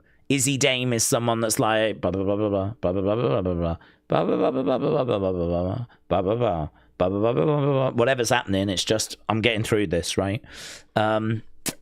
She's better than that, but Becky's a brilliant promo, actually, because she's got some really witty lines. She likes to have banter with the fans. Nothing really throws Becky off. She's very comfortable on the microphone. She's got, you know, she likes to go out there and be a bit sarcastic, and she's got a few tools in a toolbox, Becky. I don't think Kendall's got those yet. So I'd say that's a high benchmark to set for Kendall. I don't think she's anywhere near Becky from a promo point of view. From an in-ring point of view, I think she could go toe-to-toe with her right now. She's really that good. Edward said, give Kendall 6 months to a year and you'll see her on the main roster. I could see Sol Ruka being a face of WWE, says Wrestle with Andy. It'd have to be an AI face after what we saw the other day. Mark said the Daze retires or sells out Miss Clown, Casey, William, they will take over. That is true, actually, Mark. So I do want everyone to just remember that by me refusing to retire or sell out, I am actually holding back this wave of, I'm going to call it awfulness, right? Miss Clown and Casey and Willia, they are just waiting to jump in and take this over. You know, so I'm really single-handedly holding all of that back. It's like the child that had his finger in the dam that was, you know, sprung a leak, and he was like stopping the whole village from being flooded. I am basically that child, right? I'm saving you from drowning. So it is true. It is true, Mark. They're sniffing around. Don't think I don't know. I'm very aware of them in the background. Smurfy Toon said, Daze, I'm not sure if he's cleared to compete, but what if Danhausen's tag partner is out on Prince? It's a good shout, but I don't believe he's cleared. his health problems are pretty serious, and there's been no words. I mean, I can't say it 100%, but I wouldn't be expecting that. If that is what we got, it'd be a big surprise. But it's a good shout because, of course, that'd be a hell of a shock for Kit Wilson. Ronnie said, Daze, why doesn't Sammy try and create a faction of people whose ideas co-align with his so that he can get a top championship before he gets old? I want to see him as a world champion, but Sammy deserves better. He could get a faction, yeah. I mean, I don't know who that would necessarily be. But yeah, I mean, that's something for him to be honest. I think his mindset in recent years has been putting in the work, doing it the right way. You know what I mean? Like trying to not take any shortcuts. And he's just been trying to get there the hard way, climbing the mountain, right? Kind of doing it like that. With this backlash from the fans, it's going to be very interesting to see how they represent his character. Are they going to do a heel turn? Could there be a faction, some support? If he turns heel, there could be some people that kind of align with him. And I don't know. It's going to be quite interesting to see where we go from here. At the moment, it doesn't feel like they're ignoring the boos. Sammy does keep addressing them, but I mean, to my knowledge, right now he's stayed face. Trick Williams is the heel. Obviously, Trick's still hanging around with Little Yachty. Trick has took the open challenge away. Little Yachty talking about celebrities being involved, and he's like, I'm staying. I'm still here. You got Trick mocking Sammy with a Gingerbread Man costume. You know, to me, that's kind of, we haven't done any sort of turn or anything yet. I mean, Sammy was backstage trying to have a word with Cody. I actually felt like Cody was being a bit off with Sammy, actually. It's like, Sammy was saying you and me were the same. And Cody was like, we're not the same. It's like, it's a bit harsh. It's a bit harsh. So, it's hard to know where we're going with Sammy. I think they've royally messed up his character. But, you know, it gives you an opportunity to do something. I mean, maybe you just do the heel turn. Just do the heel turn and just see where it leads. But at the moment, he's in a horrible place. He's not making any sort of forward movement, is he, right now? So, yeah, kind of sucks. Sucks to be him. Although I would say it's better to get reaction than to get no reaction. So, you know, maybe he's going to look at it that way. I'd much rather be getting fans making noise, even if it's booing me out of the building, rather than them just kind of sat there looking bored, which would be true, to be honest. Some reaction is certainly better than no reaction. Big Tony K says, I think Mr. Hensey would be an excellent predecessor to take over this channel, although there would probably be a lot of YouTube violations. Yeah, I think we all know if that happened, this channel would be gone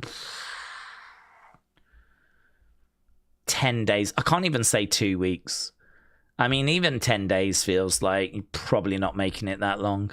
So, yeah, but it'd be a wild 10 days, to be honest. It would go down in YouTube history. There would be a lot of other channels making videos about those 10 days. You know? Part of me is here to see it, to be honest. Part of me is thinking maybe it's worth stepping away just for that. I don't know. But no plans as of yet. Dad Stuff said, Macho Man said once in an interview, I used it in a college speech. Dad Stuff, what did he say? What did Macho Man say? Because I've missed the earlier part of your comment. What did Macho Man say? Steve said, I think the Gingerbread Man segment was a soft heel turn for Sammy. I see it as him destroying the part of himself that did the right thing, represented by the Gingerbread Man. I see it as Trick Williams mocking Sammy with a Gingerbread Man costume and Sammy having enough of, like, the disrespect. So, they could present it as a turn because, you know, the fans may take sympathy with the Gingerbread Man costume, but to be honest, they were booing him anyway. So, I mean, it's hard to know if they're going to boo him because he destroyed the Gingerbread Man costume or if they're booing him because they were just booing him anyway. But I don't know. It's hard to say that is a turn because it does feel quite disrespectful, that Gingerbread Man costume. But yeah, well, we'll see. We'll see kind of where they go with it. Okay. You can he said, you can cheer me or you can boo me, but the worst thing they can do is just sit quiet. Yeah. Well, yeah, I agree. Robbie said, I fully expect Kendall Gray to be in the 2027 Royal Rumble. I fully expect Sammy is going to win his first world title at Saudi Mania. Whoa. It might be a bit of a task to get from here to him being world champion by WrestleMania next year. But maybe that's where Money in the Bank comes in, you know? Perhaps Money in the Bank comes in with Sammy kind of cashing in. Again, options. There's definitely options. Daze, how has Dragunov's booking been such a helicopter crash since losing the US title? Well, I don't know if plans have gone the way that they expected. They spent ages building up Carmelo and Ilya Dragunov. We did build to a match. And I don't know if that was just it then. That was the end of that story. But I suppose the question would be as well, how do you commit so much into Carmelo only to then have him not appear at WrestleMania? You know, even that doesn't really make much sense. So, you know, why do that? I mean, you could have done Ilya, Carmelo, Trick, Sammy in a fatal four-way. I'm not saying they should have done that, but I'm just saying that you absolutely could have done that.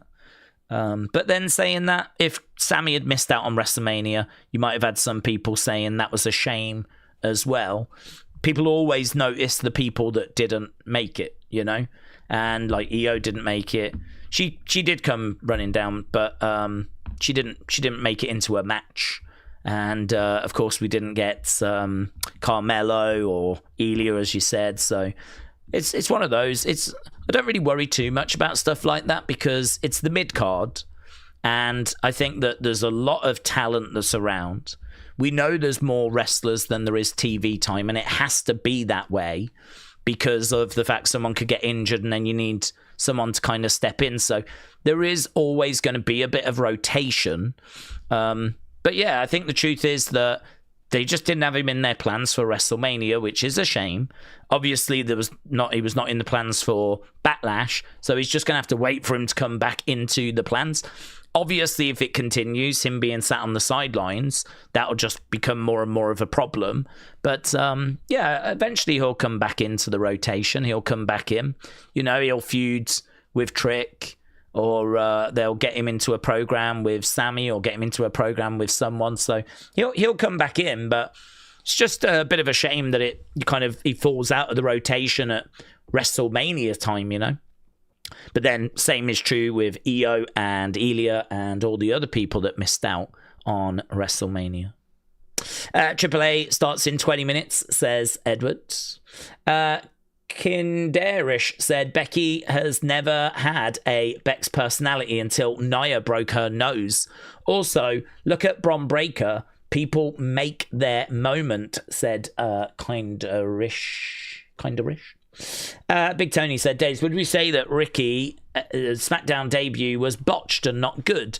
Vince stigmatized that big guys with a look should be on top. Starks doesn't seem like he'll survive that long on the roster. I thought it was okay. I thought that I don't know that I necessarily would have brought him in that way, but actually he's gone in with a segment right at the start of SmackDown with Cody Rhodes. I mean, it's definitely, you haven't missed him. He's definitely arrived and made an impression because he was the first thing on the show along with Cody. And then they have a match. And the match was okay. I mean, I didn't think it was mind-blowing, but it was okay. And I think we could have done something better. I don't know that we could have gone much bigger, because he's in the opening segment. He's having a match against Cody. It's Cody's first match since WrestleMania. And I don't think, on paper, I don't think that's bad for him. You know, if he could have chosen to have had, like, you know, his debut play out a certain way, that's got to be one of the things he would have been interested in. You're going to interrupt Cody during the open, and it's going to lead to a match on the show. And you'd go, wow, that's amazing, isn't it? And I'm going to take on the WWE champion my first night. So I can't say on paper that it didn't work, but I think in execution, it just felt a bit flat. It just felt a bit sort of, I don't know, uninspiring and not very exciting. The crowd reaction was not that big. Maybe part of the problem was that Ricky, he was a name in NXT, but it was hard because Oba was there and Trick was there and Javon was there. And so Ricky was a player in NXT, but maybe couldn't be at the top of the card, main event in show after show. You know, this isn't the arrival of a massive NXT star, you know, that kind of took the brand by storm. I think he had a good time in NXT. And, you know, he's definitely on people's radars, more so than before NXT. But, yeah, because of, like, the talent we had at the time, it was kind of hard for him to be at the top of the card as much as he probably needed. It's a shame because he could have had a really good run now. I think he would have had a good time after, like, you know, with all the big clear out. But whatever, we call him up. The reaction's not overwhelming. Probably means there's going to have to be a bit of work done on the main roster to kind of get that momentum going. And so, again, like most things, it's going to come down to the booking, isn't it? It's going to come down to how he gets used. It's going to come down to how committed they are to him. And I think they will be, actually. Because I think that he's a solid mid-carder. I think he's someone that, you know, it gives you more options. You know, he can cut a promo. He's decent in ring. He's got a bit of a personality to him. There's a bit of charisma there. He's just going to be a good person to have around. The question is it going to click for him? Is he going to really connect? And is that going to, you know, move him up the cards? Or is it going to be a bit of a struggle? And, you know, creative are going to use him for a bit. And then, you know, a little bit like what's happening with Elia right now, where it's been okay, but he's just sort of stuck in the mid-card a little bit. He needs that feud to kind of really, you know, reignite things. He feels like he's lacking some momentum, actually, Elia, right now. So Ricky's just going to be in that position. But to be honest, you've got to sort of expect to be in that position when you first get called up. You know, it's very rare for you to get called up and be at the top of the card. You're going to have to work your way up the ladder. In a way, when you come up from NXT, you're just starting out, you know. In many ways, you're at the bottom of the card. But we know that WWE, they just don't give people much time. Aleister Black had a year. JC Mateo had a year. I think, did Tonga Loa have about a year as well? Like, there's a lot of people that are not getting much time. It is a very sink or swim environment. It is get over and get over quick kind of an environment. So he's going to have to put the work in. He's going to have to put the work in. He's going to have to really think about how he connects with the audience. And listen, that's the hardest part of wrestling, isn't it? Getting over. Connecting with the audience. That's like one of the hardest things you can do. If you can connect with the audience, be shifting merch and all of that stuff, there's a good chance that they'll keep you around. There's a good chance that you'll have contracts coming your way and, you know, they'll keep you in the company. If you don't, then you're going to run the risk of being on that cutting list. So I think it was his first night. I don't really read too much into it. I think that on paper it was pretty good. In execution, I don't think it's kind of blown anyone's minds. But yeah, on we go. We'll see. I don't have any ill will towards him. I wish him all the best, of course. There's almost too much talent in WWE, said Wrestling Andy. Yeah, well, we've just seen a lot of cuts, haven't we? I mean, one of the positives of all of these cuts, not that there are many positives, but one of the positives is that it's going to allow more opportunity for people. So, you know, if you get rid of, like, we must be knocking on close to 30 people now. If you get rid of 30 people, I mean, that's a real chunk of people that's gone from the company on the talent side. That has got to open up more opportunity. I know we've just brought some people in as well, like Evil and Lizzie Rain. I mean, we're constantly bringing people in, but yeah, I mean, you got to do it. This is the job. You got to walk the walk, haven't you? You do all that training basically so that when you get the TV time, you grab attention. If you get a promo, don't waste it. You got to do something with it. If you get TV time, don't waste it. You got to do something with it. Right? All the time that you're employed with WWE, don't waste that time. You've got to do something with it. Actually, the Riz, you know, the Riz from NXT, she's been out injured. And while she's been out injured, she's been putting out little clips of her doing cooking videos, funny little cooking videos. And I think after every week's NXT, she's also been doing like a review event of the episodes. So even though she's injured, she's still getting content out to stay connected with the audience. Obviously hard when you're injured. You know, hopefully she's also thinking about when I come back, this is, you know, how I'm going to present myself. These are my ideas. I've said before, like, if I work for WWE, I am going to be 24/7 just consumed by making it work. And if I got released, because it could absolutely happen, of course, if I got released, then I would want to be able to look in the mirror and know that I did everything, you know? There is nothing more I could have done. Like, I was using social media, gave everything I could on my promos when I had a promo opportunity. I couldn't have done any more with my matches. You know, I'll know, you know, I would be looking at Cagematch and I'd be reading reviews and I'd be looking online to see what people are saying. And of course, you're going to have negativity. Everyone has negativity. But is there any constructive feedback that I think would be valid? That's what I'd be looking for. Not, oh, Daze sucks, doesn't know what he's doing, right? I can't really do anything with that. But if there was something more constructive that I felt I could actually use, then, do you know what I mean? Like, I'd be trying to do that as well. I think, you know, there's lots of burner accounts, apparently, that wrestlers use. So don't go thinking the wrestlers stay away from social media. Some do, but some are probably very active, you know? I've heard stories, actually, of, like, when matches are over, people are backstage straight onto their phones, checking out what people are saying online and everything, which you can understand. Can totally understand. It's great feedback, actually. Do you know what I mean? The initial reaction of, like, how was it received? You know, was there any botches? What are people talking about? And so, yeah, you'd want to know that you'd done everything you can. And honestly, there's going to be good people that get released. We know this. We know there's good people that get released. But it comes down to, do I want this person or do I want that person? And sometimes it's not that you've done anything wrong. It's just there is a more attractive option at that time. And, you know, that's life, isn't it, really? So you could lose your job just simply because of that. Not because you were bad, but because someone had found something a bit more exciting.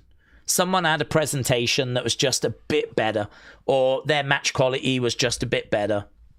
And it might not be much. It might not be much. It could be fine margins and you end up being the one that gets cut. So it's a hard business, a harsh business, but then business in general can be like that. You know, life is very unfair, and that has to be factored into things as well, you know. But if you can look in the mirror and know that you did everything you can, I don't think there's much more that can be asked, honestly. Wrestlers used to be in charge of their own presentation, said Shining Wizard. But nowadays, everyone blames creative. Creative are always going to be more involved with a performer who has ideas. Well, yeah, I mean, they might not accept your ideas because they might think they're bads, or it might take the character in a direction they don't want to go, or it might interfere with someone else's story a bit too much, or who knows, there could be a million reasons. But yeah, it could still provide ideas. Don't just be silent. Don't just sort of hope that everything's going to be okay. I mean, that doesn't really make any sense, does it? So I don't know. I'm sure there's lots of wrestlers that can look themselves in the mirror and say they did everything they feel they could. I'm sure there's some that would look in the mirror and say, I should have done more. I don't know if we'll ever find out who falls into what category, but, you know. What is the podcast name? I love podcasts, says Who Dat Saints there. Oh, is that William's one? What's it called, William? Your podcast with Dave? Is it two screw-ups, one pod or something? It's two perverts, one pod, isn't it? Two perverts, one pods. I think it's that, isn't it? Two guys on a sex offenders register, one pod. It's that, I think, isn't it? I don't know. William will tell you, buds. William will tell you. Big Time said, Daze, I feel like in WWE, you see one of your peers getting released, and it could be used as motivation. Yes. It's likely the apocalypse where every month, someone has been let go, and your time might come. I agree. Yeah. It should be seen that way. It should be a wake-up call. If you survived, it must be a nice feeling, actually, because you probably survived for a reason, right? But that means that you've got to make sure that you're raising your game, because people have got cut. That means people are coming in. Wrestling fans always gravitate to new things, right? They always gravitate to new things.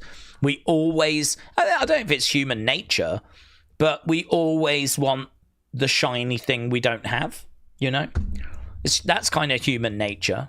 So you can have, as Wrestle with Andy just said, this is one of the most stacked rosters we've ever seen. But we want the next best thing, don't we? We want something new and shiny. We want that next thing that's going to make it even better. And that'll never stop. That will never stop. You could have a roster full of Kanes and Undertakers and Stone Colds and all this stuff, and you could tease someone new and people would still get excited because it might be even better. You know? So, yeah, if you've seen a load of your friends go and you've stayed, that's great. That says that you're in plans and they see something in you.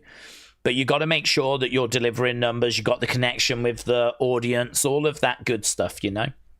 All of that good stuff. And any areas that you need to improve, keep working on them, keep improving. Yeah, it should keep you on your toes. It should keep you on your toes. It should be driving you forward to, you know, be even better tomorrow than you was today. Right, where are we? We are 5 minutes away. And if you are just joining us or you've been watching for a little bit, hello. Appreciate it. But also, AAA is on YouTube.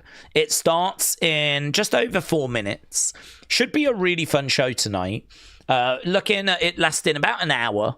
And it's going to have 2 matches. One of which is going to have Vikingo, great talent, taking on Mini Vikingo, who I think is his half-brother or something.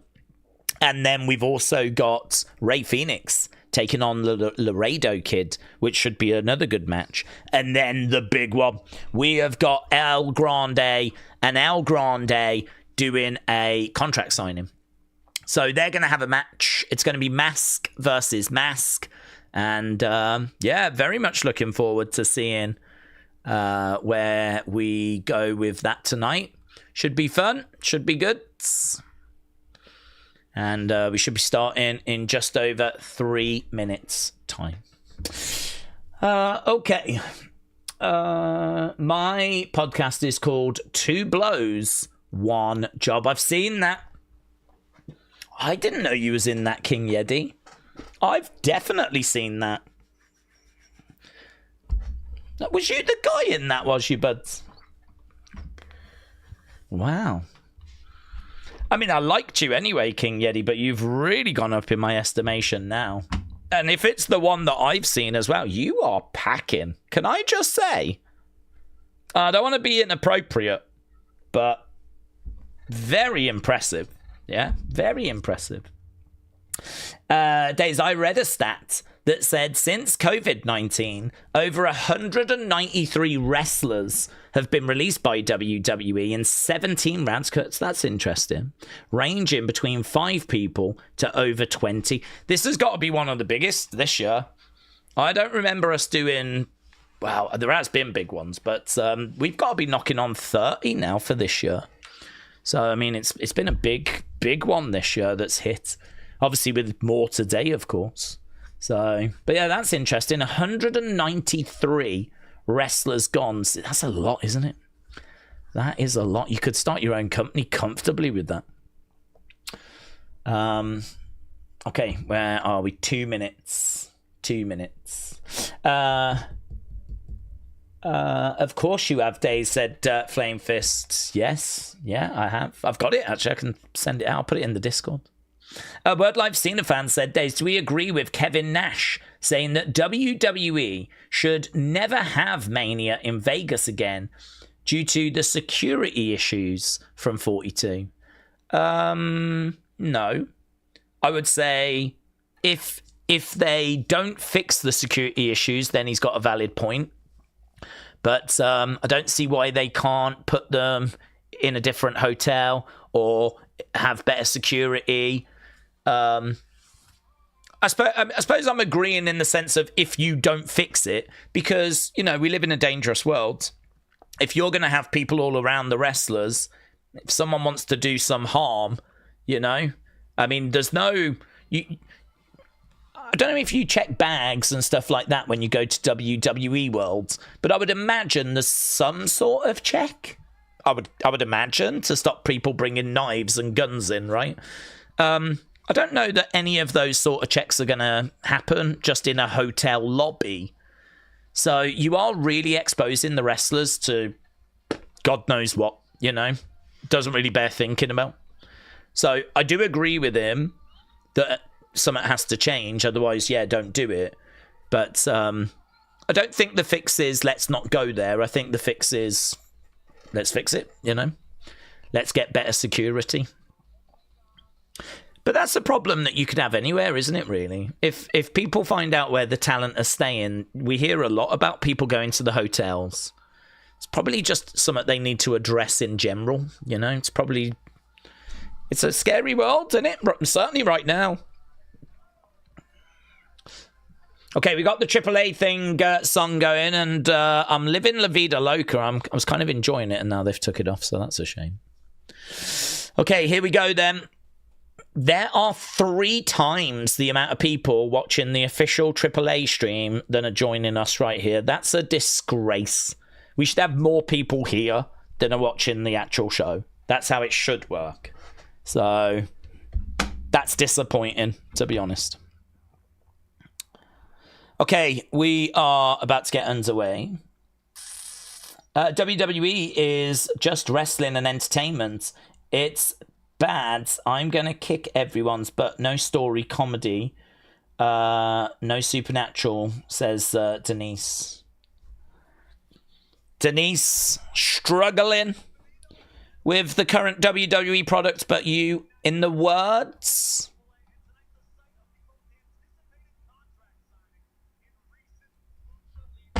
of Celine Dion, you are not alone.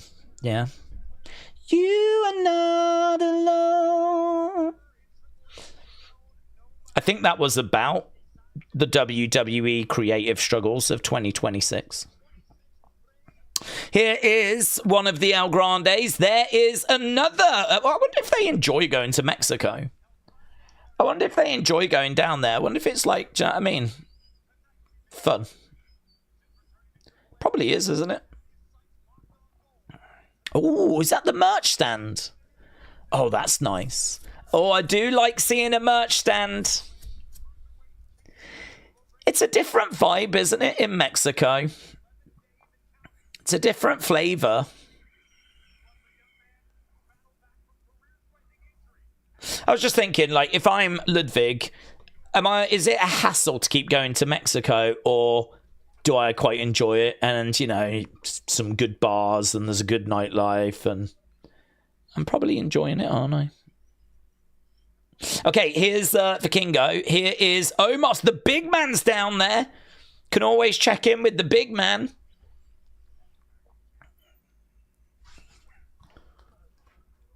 Okay.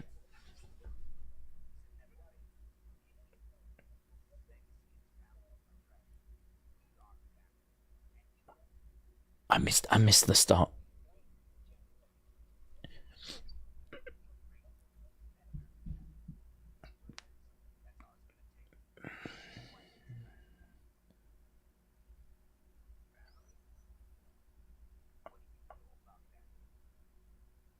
So we got Rey Mysterio translate him, which I appreciate.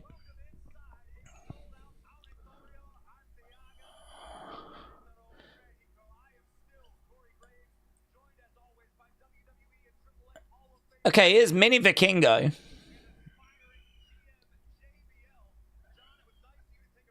Oh, yeah. We need a new general manager. Oh, who's that going to be? JBL said he wants to be the general manager.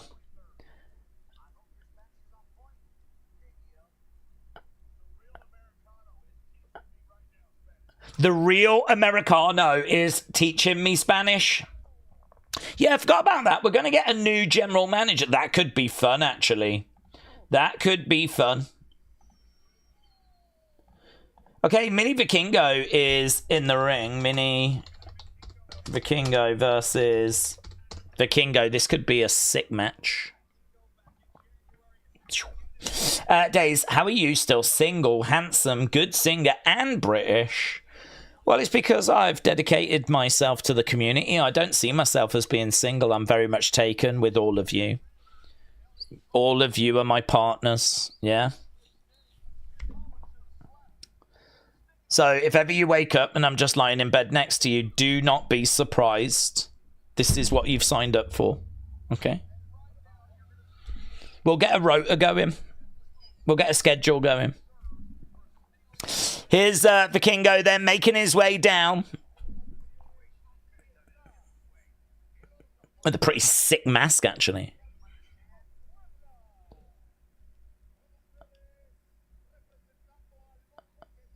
He's got a long train, hasn't he, to his kind of cape. It's a little bit like Trick Williams at WrestleMania. Just on a smaller scale.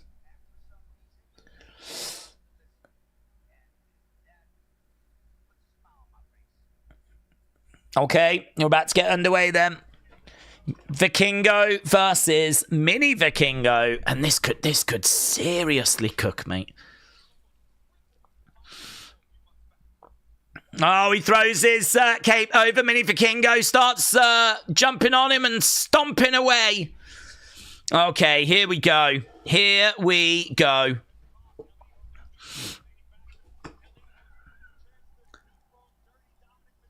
I don't know what they're chanting. Are they chanting a-hole at him?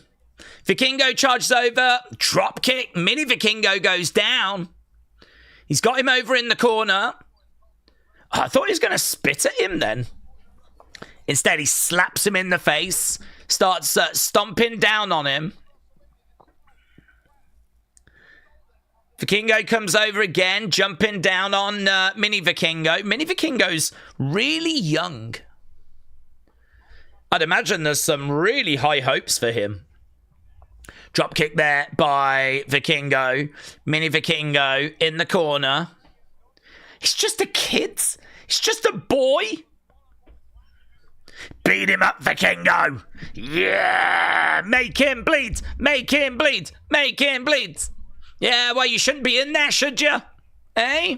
This is no place for children. Unless you're called Nicholas. 1, 2. No, he could have put him away there. Could have put him away. But instead he gets, that's nice. Yeah. Make him hurt. Make him bleed. He could have got the 3 count, but he gets up, drives him back against the ropes. Mini Vikingo is over by the ropes. Gonna go for a... Oh, he just kicks him. I thought he was going to go for a dragon screw. Oh, punches him right in the face. Mini Vikingo again over by the right. Vikingo, bang! Another big shot. Mini Vikingo slumps down. Vikingo saying a few words. It's one-way traffic right now. The kid's going to make a little comeback here. And it's going to be great when he does. Or he might not, and he might just get murdered. Right now, we've got a camel clutch. Vikingo grabbing the mouth, pulling back. And again. Well, that was lovely, actually. A little transition into a pin there. That was nice. Vikingo telling the crowd, keep it down, keep it down. Yeah? Not interested in what you lot have got to say. Standing over Mini Vikingo right now. Picks up Mini Vikingo. Forearm smash. Mini Vikingo goes... I love how he slumps against the ropes. It's very satisfying. Oh. Yeah, he's trying to grab the leg. He's got the arms. He's got the arm round the back. Nice. Oh, look at that. Bang, bang, bang, bang, bang, bang, bang. Yeah. Make him bleed. Make him bleed. Smile on Vikingo's face. Is Vikingo supposed to be wrestling with that Sherpa on, said Dr. Lucha Lala. Yeah. It's a new line that he's got coming out soon. The Vikingo range. It's nice. I could be sat here with one of them, couldn't I? Nice. Wait till the kid hits the air. Vikingo is keeping him grounded, said pushing up daisies. That's nice. That's nice. I'm picking up what you're putting down. Big Time said Anna Jay has had her last AEW match. Her contract is nearing expiration. She looked emotional after losing a title match to Willow. Oh, double knees by Vikingo. Mini Vikingo spills to the outsides. And there's people applauding and smiling. This is like child abuse. I don't support child abuse. There's lots of things I'll joke about, but... Nah, just joking. Mess him up, Vikingo! Mess him up! Yeah! Vikingo! Vikingo! Vikingo! Vikingo! Oh, boom! Straight in. Perhaps this beating will make the kid kind of reassess if wrestling is for him. Hopefully he beats wrestling out of him. And, by the time we tune in next week, the kid will be like a trainee accountant instead. He'll have got a trade. He'll be laying brick. Not in, like, going a toilet kinky way, but in a... Do you know what I mean? He'll be an electrician. Again, not in a kinky way. Nice suplex on the ramp there by Vikingo. One-way traffic right now. Vikingo getting back in the ring. Don't let him get counted out, Vikingo. Keep on him. Keep on him. Vikingo going over as Mini Vikingo is still down. I don't even know how... I think he's like 19 or something. Don't know. He's old enough to know better. He's having a great time. And do you know what? So am I. Right now, he's got Mini Vikingo. Picks him up looking for a power bomb. Oh, yeah! He chucked him as well. Corey Graves is like, stop the match. Vikingo. That's great. God, where do you draw the line? It's hard, isn't it? I would want to keep going as well. I'd be having a great time. Look, he's got him by his hair. He's got him by his hair, just like spinning him round. This has been one-way traffic. It's been so good. Chucks him back in the ring. He's going for the cover. 1, 2, and he picks him up again. Yeah. Corey Graves is like, enough is enough. Slap coming in there by Vikingo. Mini Vikingo slaps... Oh! Mini Vikingo slapped him back, and Vikingo was like... Ah! He's 18. He's younger than I thought. Still stand by everything I said. He's got him on his feet over in the corner. He's trying to Irish whip him in. He does go in and he moves out the way there. The kid trying to come back.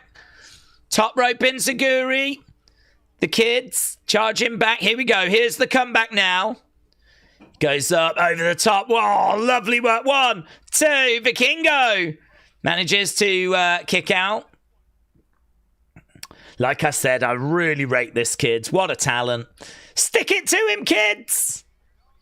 Over the top. Oh my God. I don't even know what that was. They're going to show. Look at this. He goes over, rotates, comes down. Ah!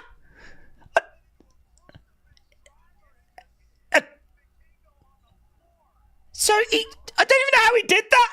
He spins over the top. That was sick. A crucifix driver.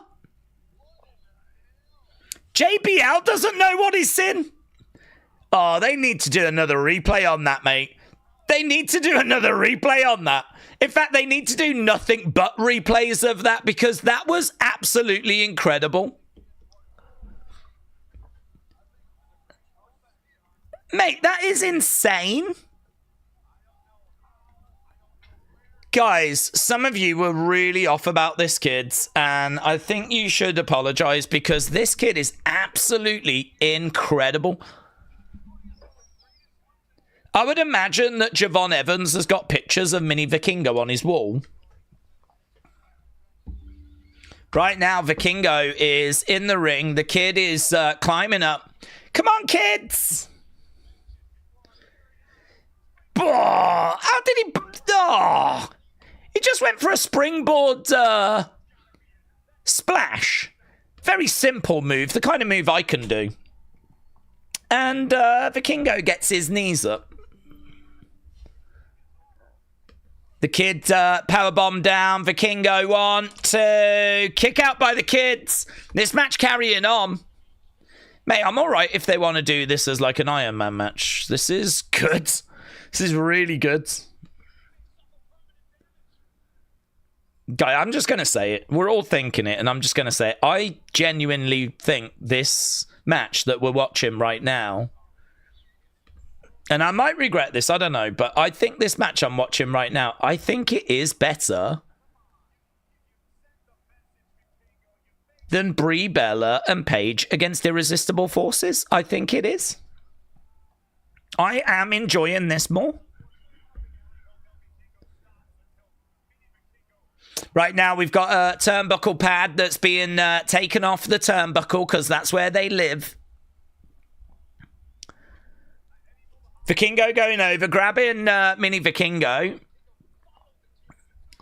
Right now, we got a forearm shot coming in there by Vikingo. He's going to look to charge him into the corner. Oh, it's Vikingo that goes into the corner.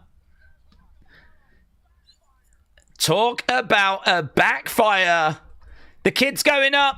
God only knows what he's going to do. Jesus, you better be watching. He's perched. Big splash. Mini Vikingo. 1, 2. Oh, kick out by Vikingo. Kick out by Vikingo. Why is it every time I tune in to AAA, a new star is born? When we tuned in last time, it was flipping Jack Cartwheel. Here we are now, and we've got this Mini Vikingo just cooking.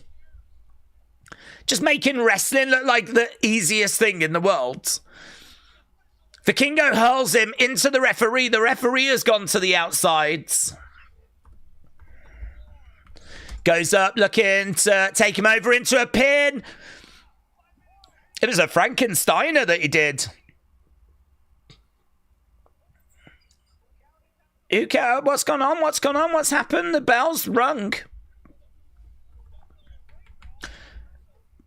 Well, what's this going to be? Is it going to be a DQ? Clothesline by Vikingo. Someone in the crowd's got like all these beers as well, like selling them. You don't see that in America.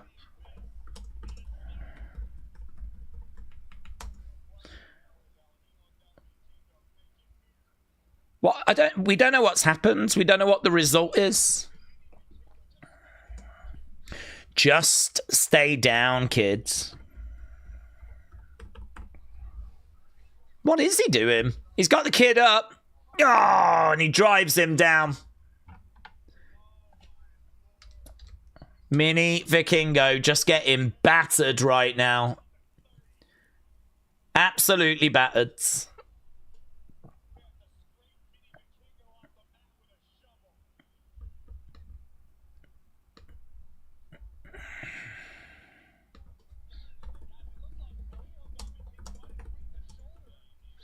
Yeah, he might have hurt his shoulder, actually. He's on the outside, grabbing his shoulder.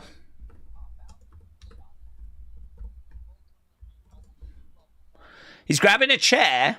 This thing's carrying on, you know.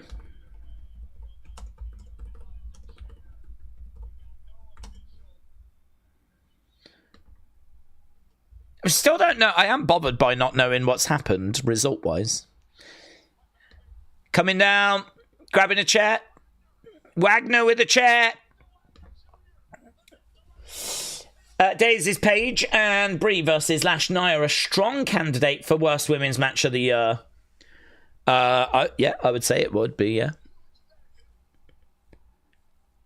It got a really low score from our community, like good 60-something. Oh, wow. Yeah, look, Mini... hang on, but now we got a ref counting. What's happening? I don't understand. We've already had a bell.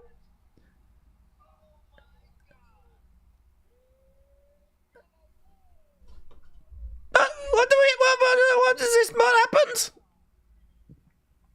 They're saying Mini Vikingo has won. Wagner came down. Referee was out. We heard a bell. I thought the match was done.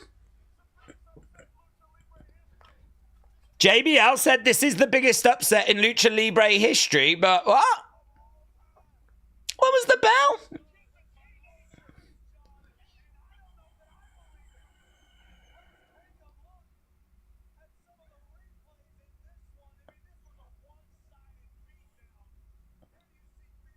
Yeah, I mean, Vikingo could have won it many, many times. Let's get a poll up because it's a brilliant match. I mean, it's really fun. There are shenanigans.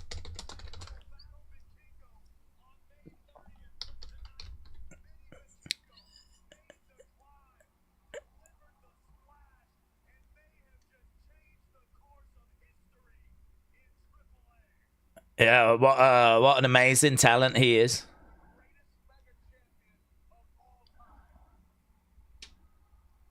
Oh, the big man Omos is here. The Nigerian Colossus.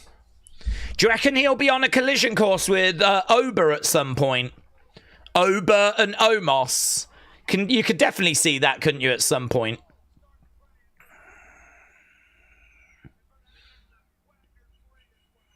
Big chop there by Omos. Oh, I like that. I like that. Big chop coming in by the big man. That's a big man move. Wagner over the other side. Omos getting in the ring. Charging in. Clothesline. Yelling out.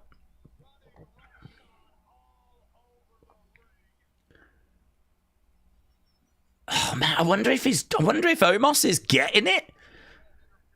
Look at that shot. Look at that shot. It's very Andre. It's very Andre the Giant, those chest chops. I don't know that I've seen Omos doing those. I love it. Yes. I wonder if, like, Undertaker's been working with him.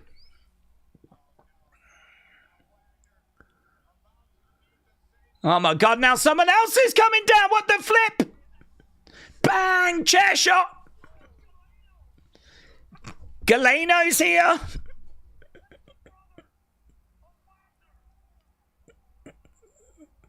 Galeno, wasn't she with Epsteino?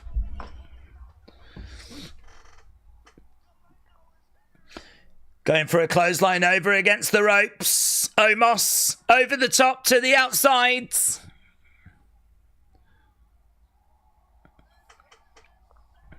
This is insanity. Wow, I tell you what, blimmin' hell. Maybe we should just start skipping SmackDown and... How important are WWE PLEs? Perhaps we just tune into AAA every Saturday. It is so much fun every time we tune in, isn't it?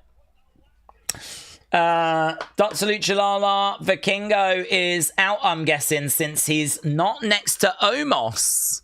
Well, what, with an injury, with a shoulder injury? I don't know, he might have done something, mightn't he? There we go. You can get your Flammer merch. You can get your mask merch. You can get your Los Americanos merch. You can get your replica of the Mega Championship. You can also get your Yaeska, or whatever it's called. Soft toy as well. When do we think that Vikingo could go to NXT full-time? Well, he's got to be an option, hasn't he, to do that, because he's such a great talent.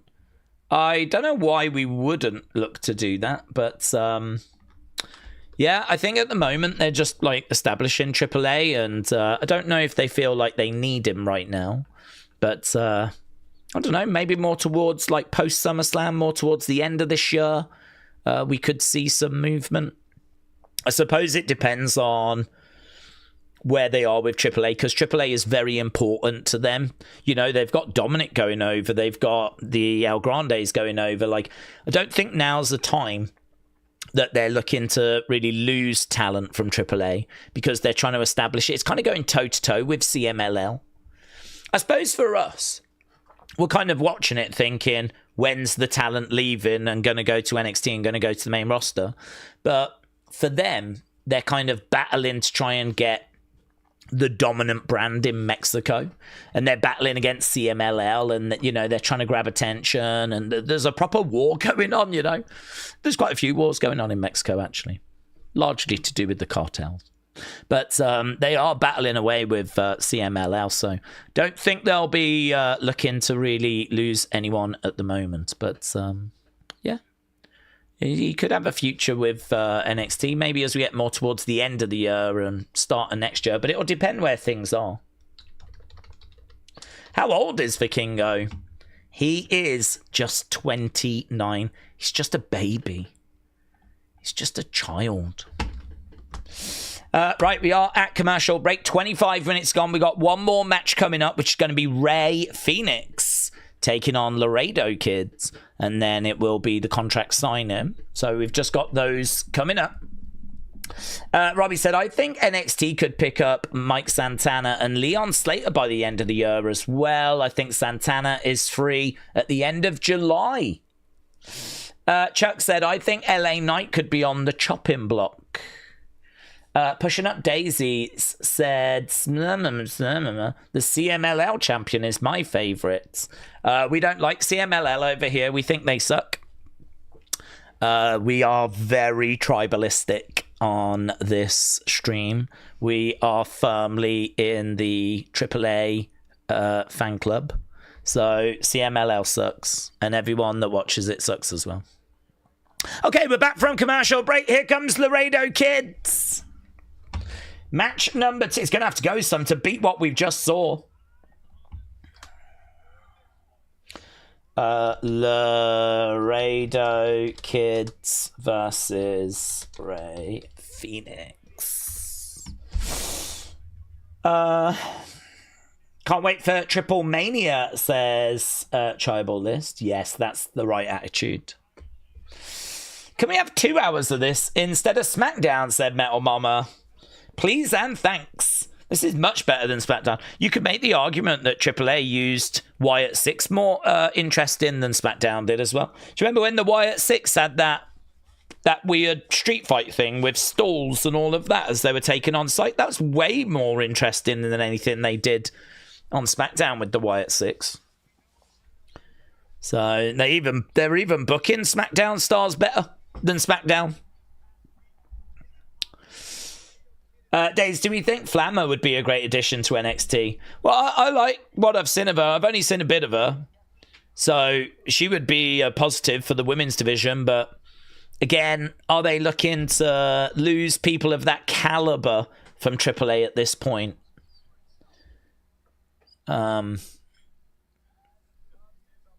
So yeah, I mean, she would be good. I really enjoyed her match with Bayley. Do you know what? It has shown me that there is wrestling out there that is almost as good as WWE. That's what AAA has shown me. It's shown me that there is wrestling out there, professional wrestling out there, that is almost as good as WWE. So it's amazing. It's very eye-opening. Because I'm so used to watching things like AEW and CMLL, and both of them suck. You know? Ugh. So, but, you know, AAA, it's been out there all this time. Who knew? Okay, both have made their way down. We'll be underway. WrestleRant said WWE is truly in their IDGAF era because they're cutting talent left and right. Okay, we are underway with match number 2. Let's not get confused between the matches. So you lots are scoring, and you said that first match was great. 88. Great 88. That's amazing, actually. That is right up there with like some of the highest rated matches of the year. I'm not even joking. Great 88 is like right up there. It was a brilliant match. It was a great story that was told. I don't quite get the ring bell thing, if I'm being honest. It would be nice to find out what happened with that. Maybe they revealed it and I just missed it. But, don't matter. Chop coming in. Right, we are underway. Rey Fenix in control. Going up off that rope, bouncing round, goes over. Laredo kids. Goes to the outsides. Rey Fenix applauding away. Trying to go over against the rope. Big clothesline by Laredo kids. Going for a cover to kick out. Quite laboured there by Rey Fenix. Yeah, championship not on the line for this one. It's a non-championship match as just a 1 count there, and Rey Fenix kicks out. Shots coming in there by Laredo kids. Oof. Chops are back there by Laredo kids. We could get AAA talent in WWE, but instead they give us Pat and Jelly Roll, said Jeremy. It was a captivating match, said Who Dat Saints J. It's hard to explain. It's like cheer up, fighting, that type of thing. Drop kick there by Laredo. I wonder when the demand for AAA becoming more of a worldwide product will be a thing, or would that defeat the purpose, said Uncle Revel. No, I don't. They wouldn't be against it. I just don't know that it's got enough visibility. I mean, you've got to go to WWE's channel and to the live part to watch it. It's one that I think, you know, IWC can find, but I don't know how visible it is beyond that at the moment on a global scale. I think right now their focus is winning the battle in Mexico and, you know, putting on a product that's going to really grab attention. Oh, lovely work. 1, 2, shoulder up. Kicks coming in. But no, I mean, if they could make progress with, you know, growing it globally, they certainly wouldn't be against that.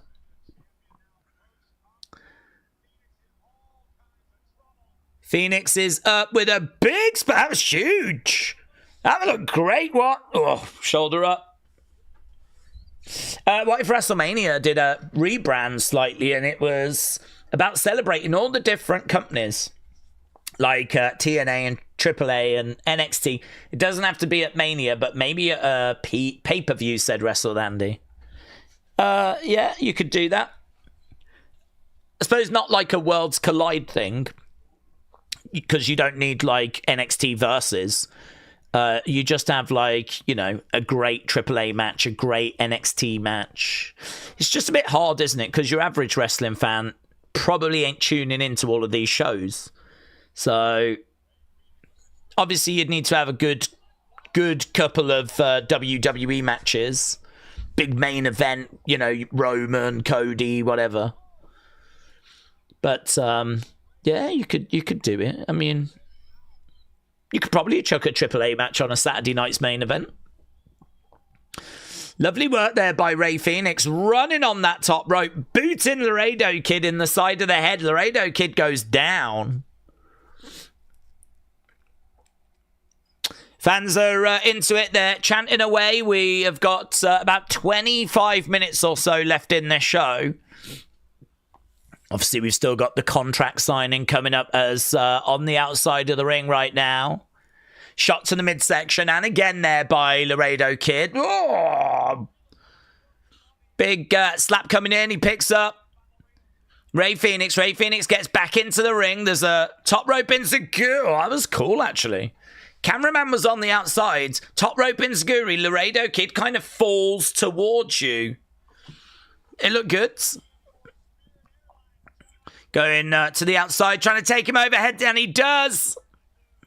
Lovely work by Rey Fenix. Throwing Laredo Kid back into the ring. You feel like you're watching another real fight, real battle. Fans are applauding away, really involved. Going up, moonsault, bang, comes crashing down on Laredo. 1, 2, shoulder up. Could you imagine if you lived in Mexico and you went to these shows? Like, you'd be so thrilled to bump into Mini Vikingo or Rey Fenix, or, do you know what I mean? Like, they do feel like big stars. I mean, Rey Fenix is. But there's a lovely energy. There's a great community. Coming in, bang, big boot. Lovely work there by Rey Fenix. Laredo, really in trouble at the moment. Seated on the top turnbuckle. Oh, going for a muscle buster. No. Laredo. Charging him. Bang! Driven down. Laredo finding a way back. Lucha, that's how I can get by when there's no translation for Stephanie. I don't get every word. I'm not fluent in Italian, but I know phonetically. Oof. That might be the first time the word phonetically has ever been put in the chat, Robbie. Oh, mate, that was a sick move. A Destroyer DDT. I love how the commentators are just constantly blown away by different things they're seeing. Like,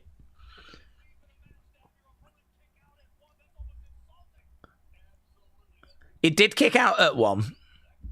I don't mind that.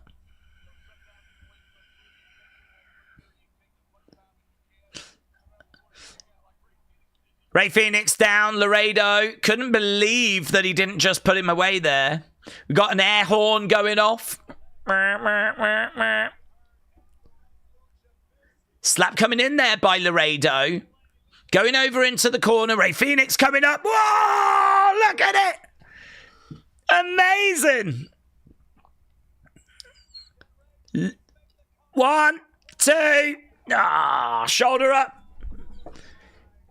Kind of rolling through into a cutter.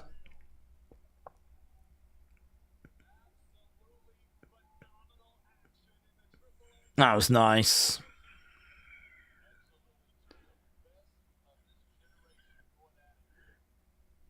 Right now, I mean, we thought the first match was like a battle, but these two really just putting it all out there. Chopping away at each other. Forearms being delivered back and forth, both getting back up to their feet. He's got him right now. Forearm shot coming in there by Fenix. Laredo coming back with a forearm of his own. Boom, another shot. Laredo goes back to the corner. Rey Fenix backing over. He's going to charge in. Gets caught, goes down. Laredo. Got to capitalize. Laredo on that middle rope.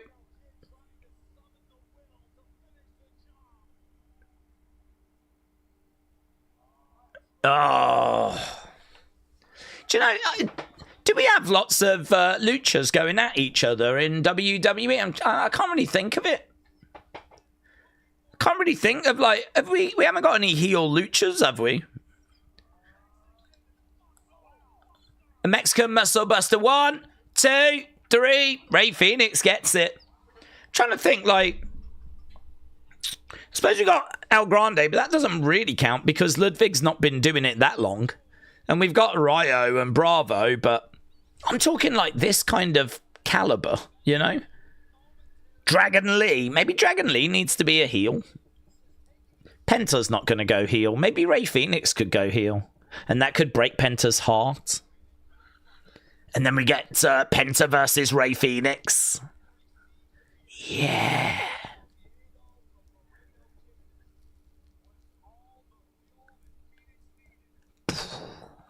Amazing. What a fantastic match. Let's get a poll up, shall we? This is definitely the best AAA show ever, says Carr. Well, I mean, the first 2 matches have just absolutely delivered.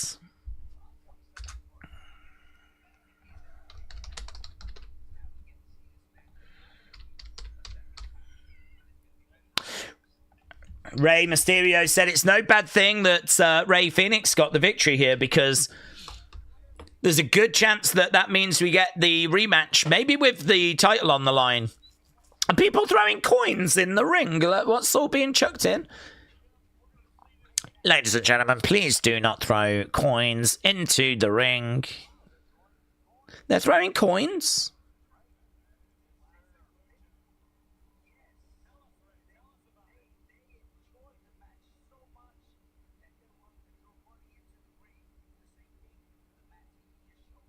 They enjoyed the match so much. People are throwing money in, saying thank you. Yeah, but they're only coins. I can't imagine it's much money. Do you know what I mean? Plus, also, who gets the money? It's going to go to TKO. JBL said, bring me the money, I'll hold it for... It's going straight to TKO. You know that Ari Emanuel is running his way to that arena right now so he can scoop it up himself and stuff his pockets.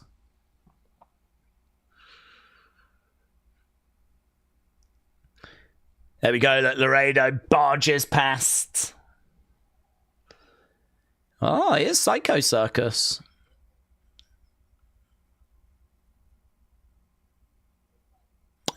First it was Dave.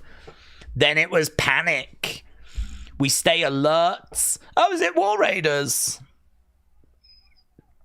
Oh, I haven't seen them in a while. There they are, look. There they are.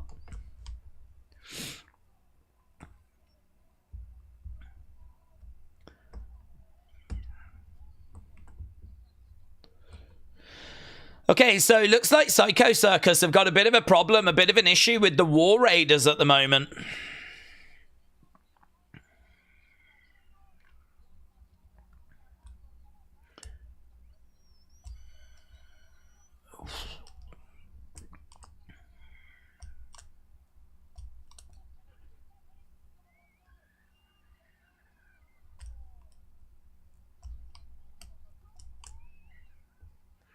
It's Eric! It's Eric!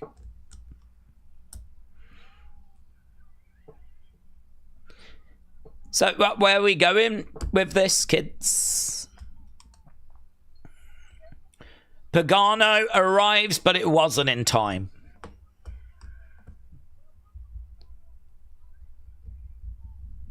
I think Psycho Clown has reached his limit.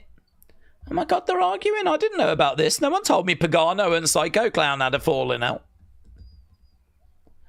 They're pushing each other. Oh my God.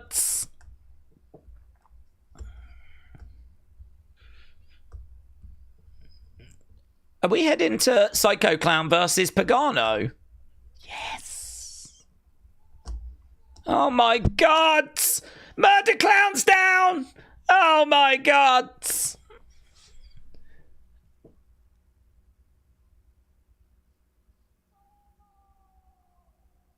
Was it Pagano that did it?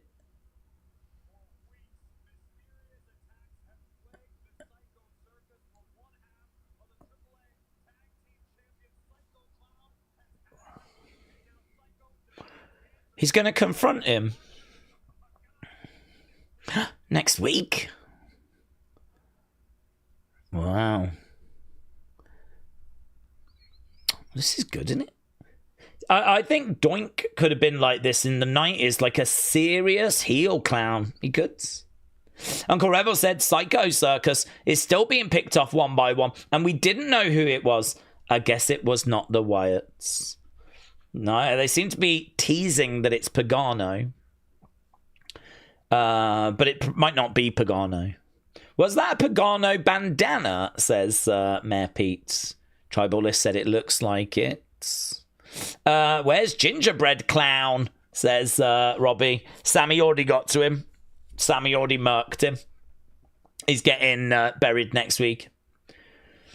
Daze, TKO can't do promos like this on WWE programming because that was pretty captivating. This whole show's been pretty captivating. You can tell that Triple H is nowhere near this show. It's good. I'm not sure he is the answer. Look at who we beat. Jets and Titans don't make me think of the future, said who's that? We've got non-wrestling talk. Big Time said, Daze, what happened to the supposed closest ties Triple H had with Black and Golds, like Gargano, Tommaso, Alistair, Ricochet, Andrade? They all flopped under his creative. I don't know that he did have close ties with them, to be honest with you. I feel like that's probably an IWC dream. I think that, he worked with them and got them ready for the main roster. They then went to the main roster and he wanted to see them succeed, and obviously mixed results, I think, might be a very fair way of putting it, a very kind way of putting it, because a lot of those names obviously did not translate. But, when he takes over the job, he's responsible for everybody. I mean, you can't have favoritism, can you? He would have got absolutely roasted if he was showing favoritism to people that, it just didn't feel like they were working out or whatever. So, I don't know. I think that's an IWC dream, to be honest. I think he has took the job over. He's responsible for everyone. And he's booked what he's ended up booking. But, I mean, if they were getting crazy reactions and shifting loads of merch and all of that, I mean, it'd be a different conversation, wouldn't it? But it's your age-old kind of conversation about, well, they can't get over unless they get the TV time. If they don't get the TV time, not going to get over. And so you kind of end up with that vicious circle. But that's the job, innit? You're going to get limited opportunity, and it's going to be hard, and you might end up getting released when it's not your fault. And, hello. When I was young, I dreamed of being the Rey de Reyes. La Catalina.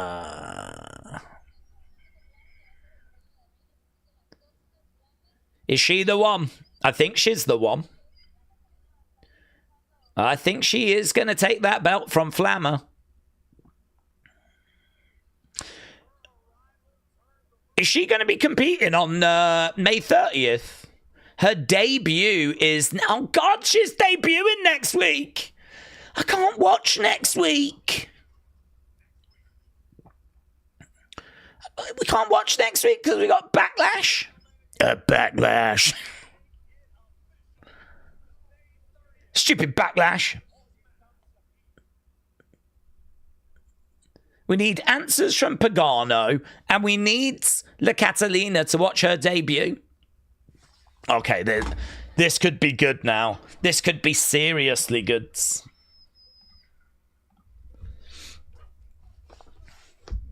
Contract signing. Okay, second match you lot said was great 81. So not as good as that first match. So that's a real disappointment, actually. Great 81. I feel like I wasted my time.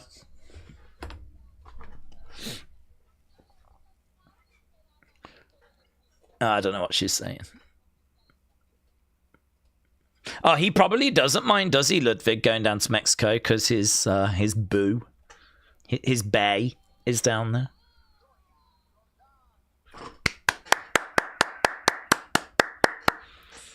Boos for this gentleman.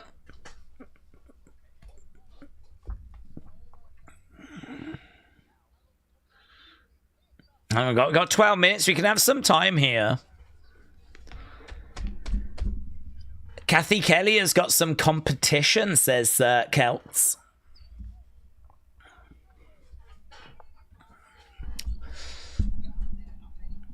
Okay. Here is El Grande, and it's the good El Grande. It's the Ludwig El Grande. Here he is, look, in a suit. Massive cheer.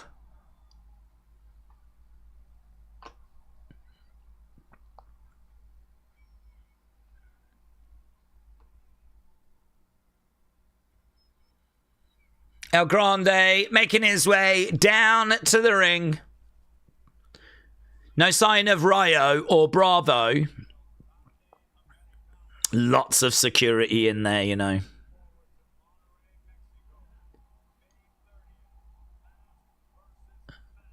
Mask versus mask. Surely it has to be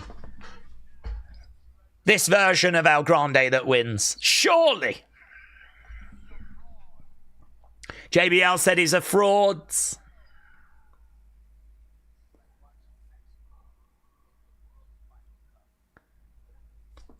This is like watching Mexico in the World Final Cup. What the hell's the World Final Cup? What are you on about, Ray? The World Final Cup? I hope England make it to the World's Final Cup.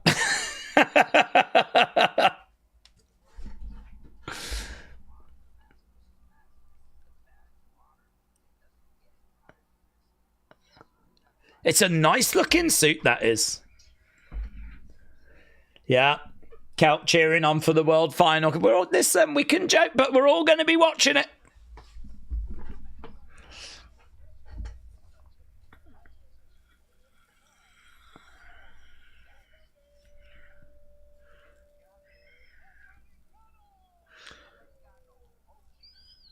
Dun, dun, dun, dun, dun, dun. Here we go. The OG Americano. He's making his way down. We got 10 minutes to go.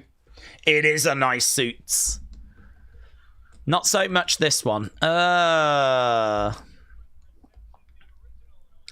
original El Grande making his way down.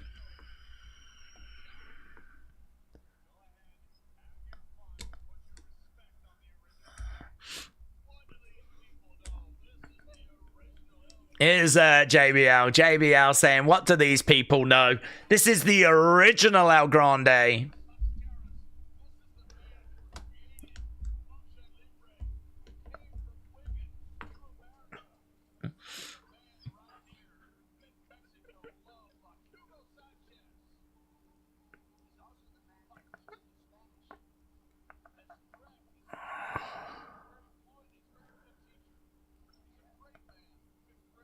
Thank you. Let's go. He's not the original. He's a fraud, said David.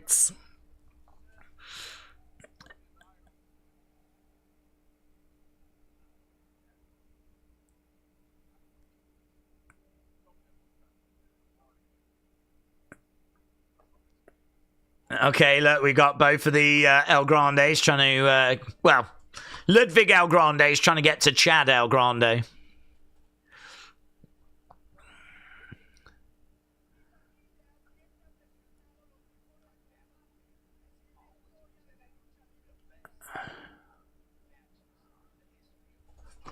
This is going to be a big match, man.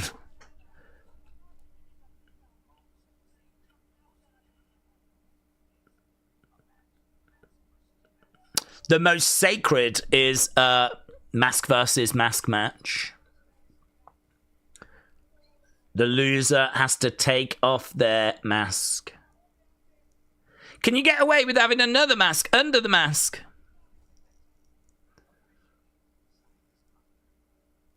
Oh, hello. What's this? Chad has got a bit of paper. Memento. One memento. Okay, he's got a bit of paper here. Where's this going?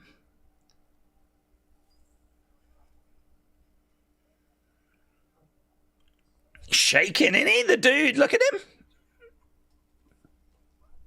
Is that nerves or what?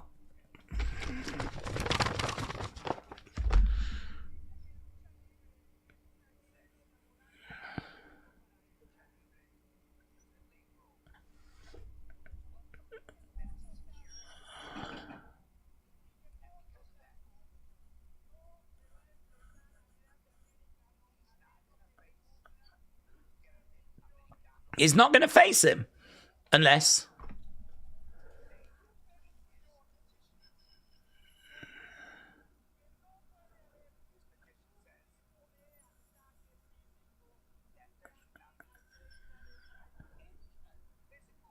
No physical attack. No physical attack between now and May 30th.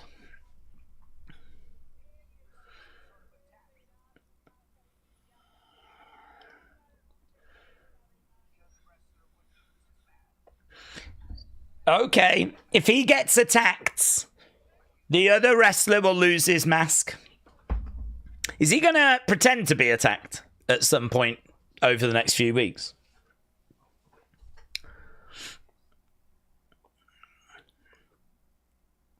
Okay, here's Ludwig signing this contract.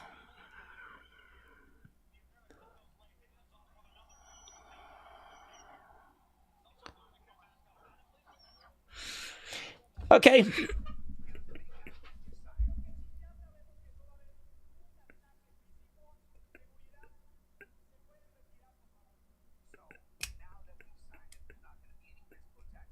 Oh, right, so now it's been signed. Yeah, but he hasn't signed it.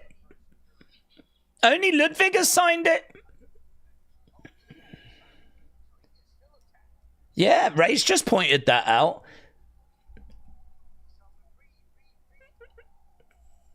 Ludwig has signed it. Chad hasn't signed it.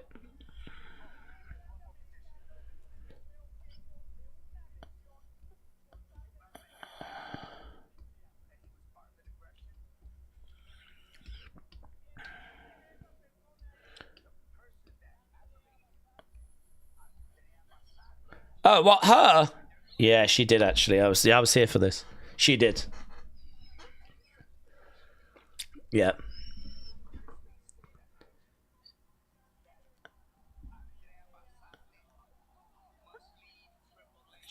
She must leave AAA. She's got to go. She's got to go.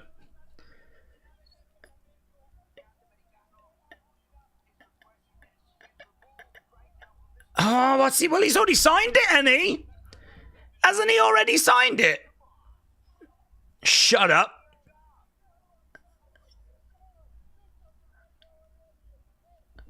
This is amazing. This is amazing. So, she's gone.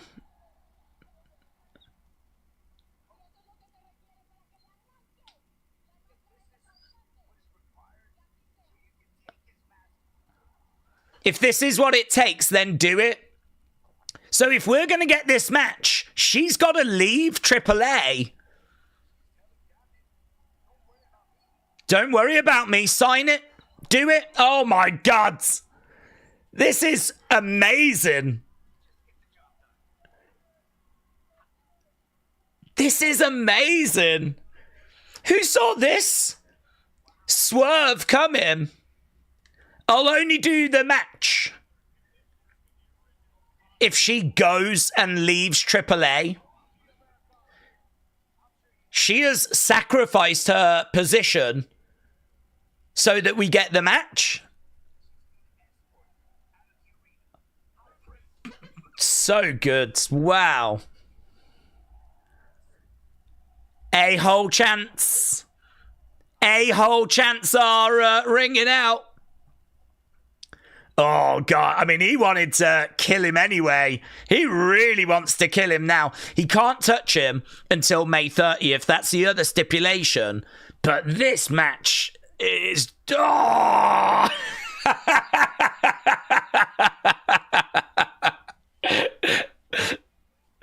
It must be taking every fibre in his body to not look. He's like... Oh. It's so good. Shorty.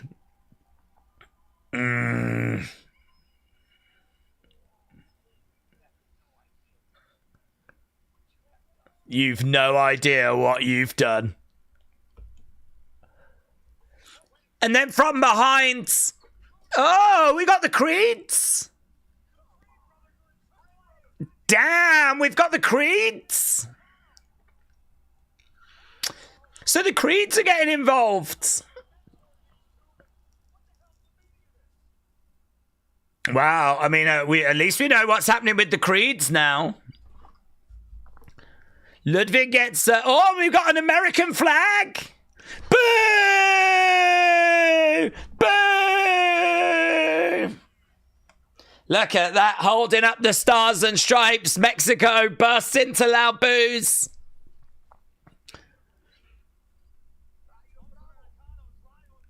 Rayo and Bravo come running down.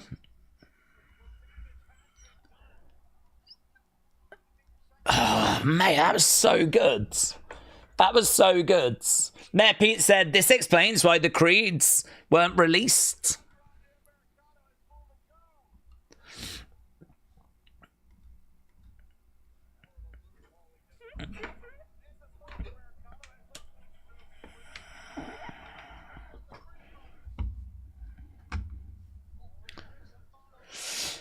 Okay, so we've got Rayo and Bravo with Ludwig, and with the original Chads, we've got the Creeds. And the whole thing is building up to May 30th. What a show. What a fantastic show. What an incredibly entertaining show. Triple H has got his name on the executive producers. Get that off. There's no way he's got anything to do with this.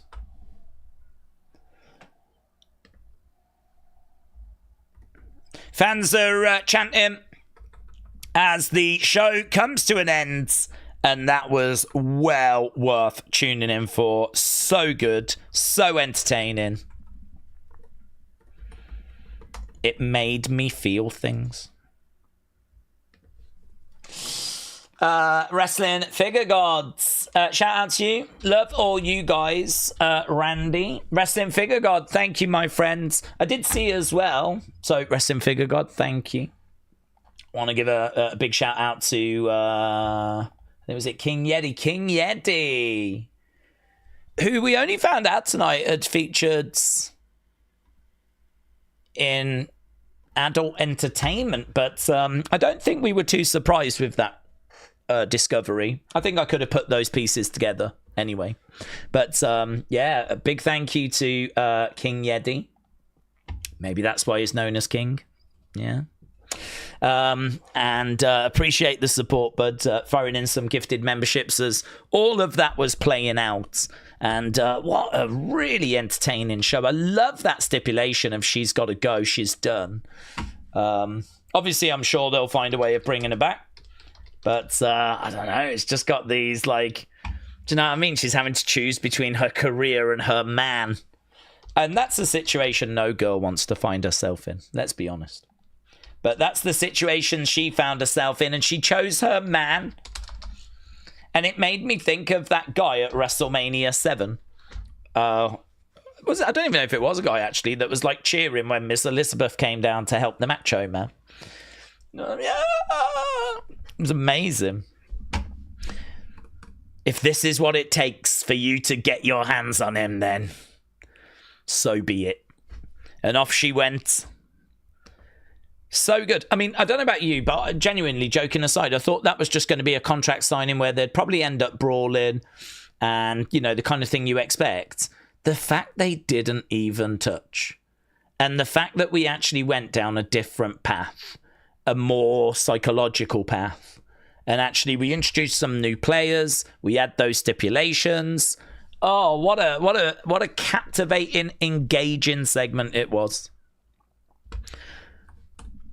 What a gay old time we had. Lucha Libre AAA.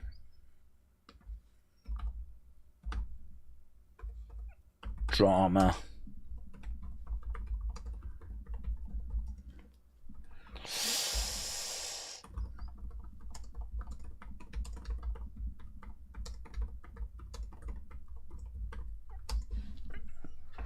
Okay. Corey said, 22 months of inappropriate time. We do have some inappropriate times, to be honest. So shout out to you, my friends. I hope you still enjoyed them, though. These inappropriate times that we share. Flamefist said, you do know that Triple H isn't the only one that books the show. Secondly, when SmackDown and Raw start feeling a bit mid and bad again, maybe when Taker runs out of ideas, do we fire him too? Yes. I think as soon as any show starts feeling mid, we fire the head booker. That's how we do it now. Let's agree to do that. And then they can't risk the show's going mid, can they? Otherwise, they're out. Granted, we would get through a lot of bookers, but, well, you know, it'd be lols, wouldn't it? Right, get your thoughts in for that final segment. The whole thing has just been so well received. First match was great, 88. Second match was great, 81. What did you think of the contract signing? Who else besides Taker writes the AAA shows? Is it Jeremy Borash? That's I think he went down there and he's working behind the scenes, isn't he? And I don't know who was kind of writing him anyway. I mean, who we've kept that was part of the old setup. We've probably kept some people. So I don't know. I mean, the credit at the end has got Undertaker, Triple H, and Lee Fitting. Lee Fitting is this generation's Kevin Dunn. She's not Grande's girl. She's a ringside reporter who slapped Chad trying to save a blind Mexican singer who Chad attacked. Yeah, I don't. Have they acknowledged that she is his girl or not? I don't know.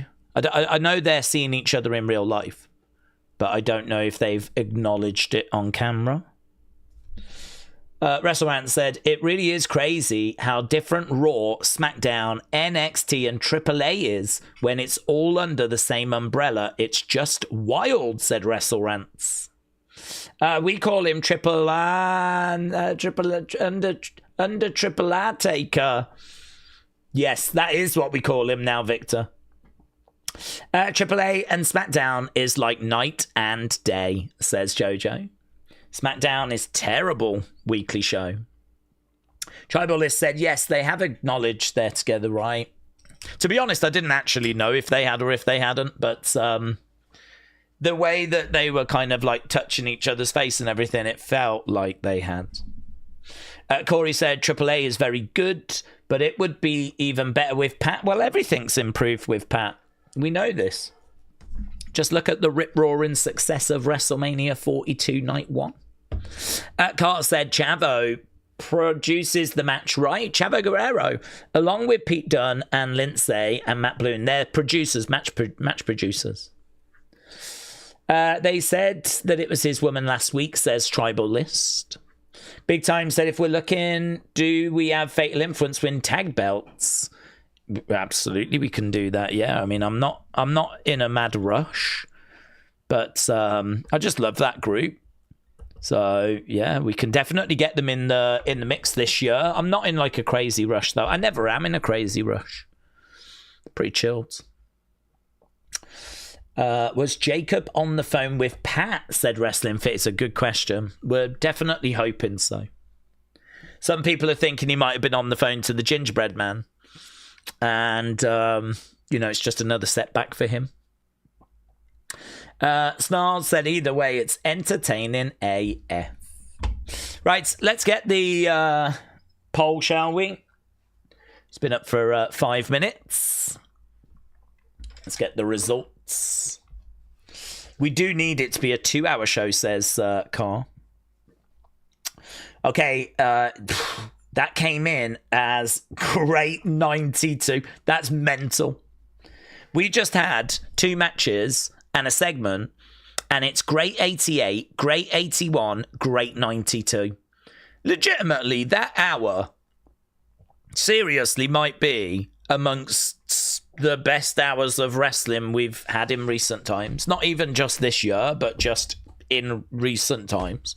I mean, I don't want to go crazy and say ever, but 3 segments, and all 3 are high-end great. Great 88, great 81, and then great 92. That is flipping crazy.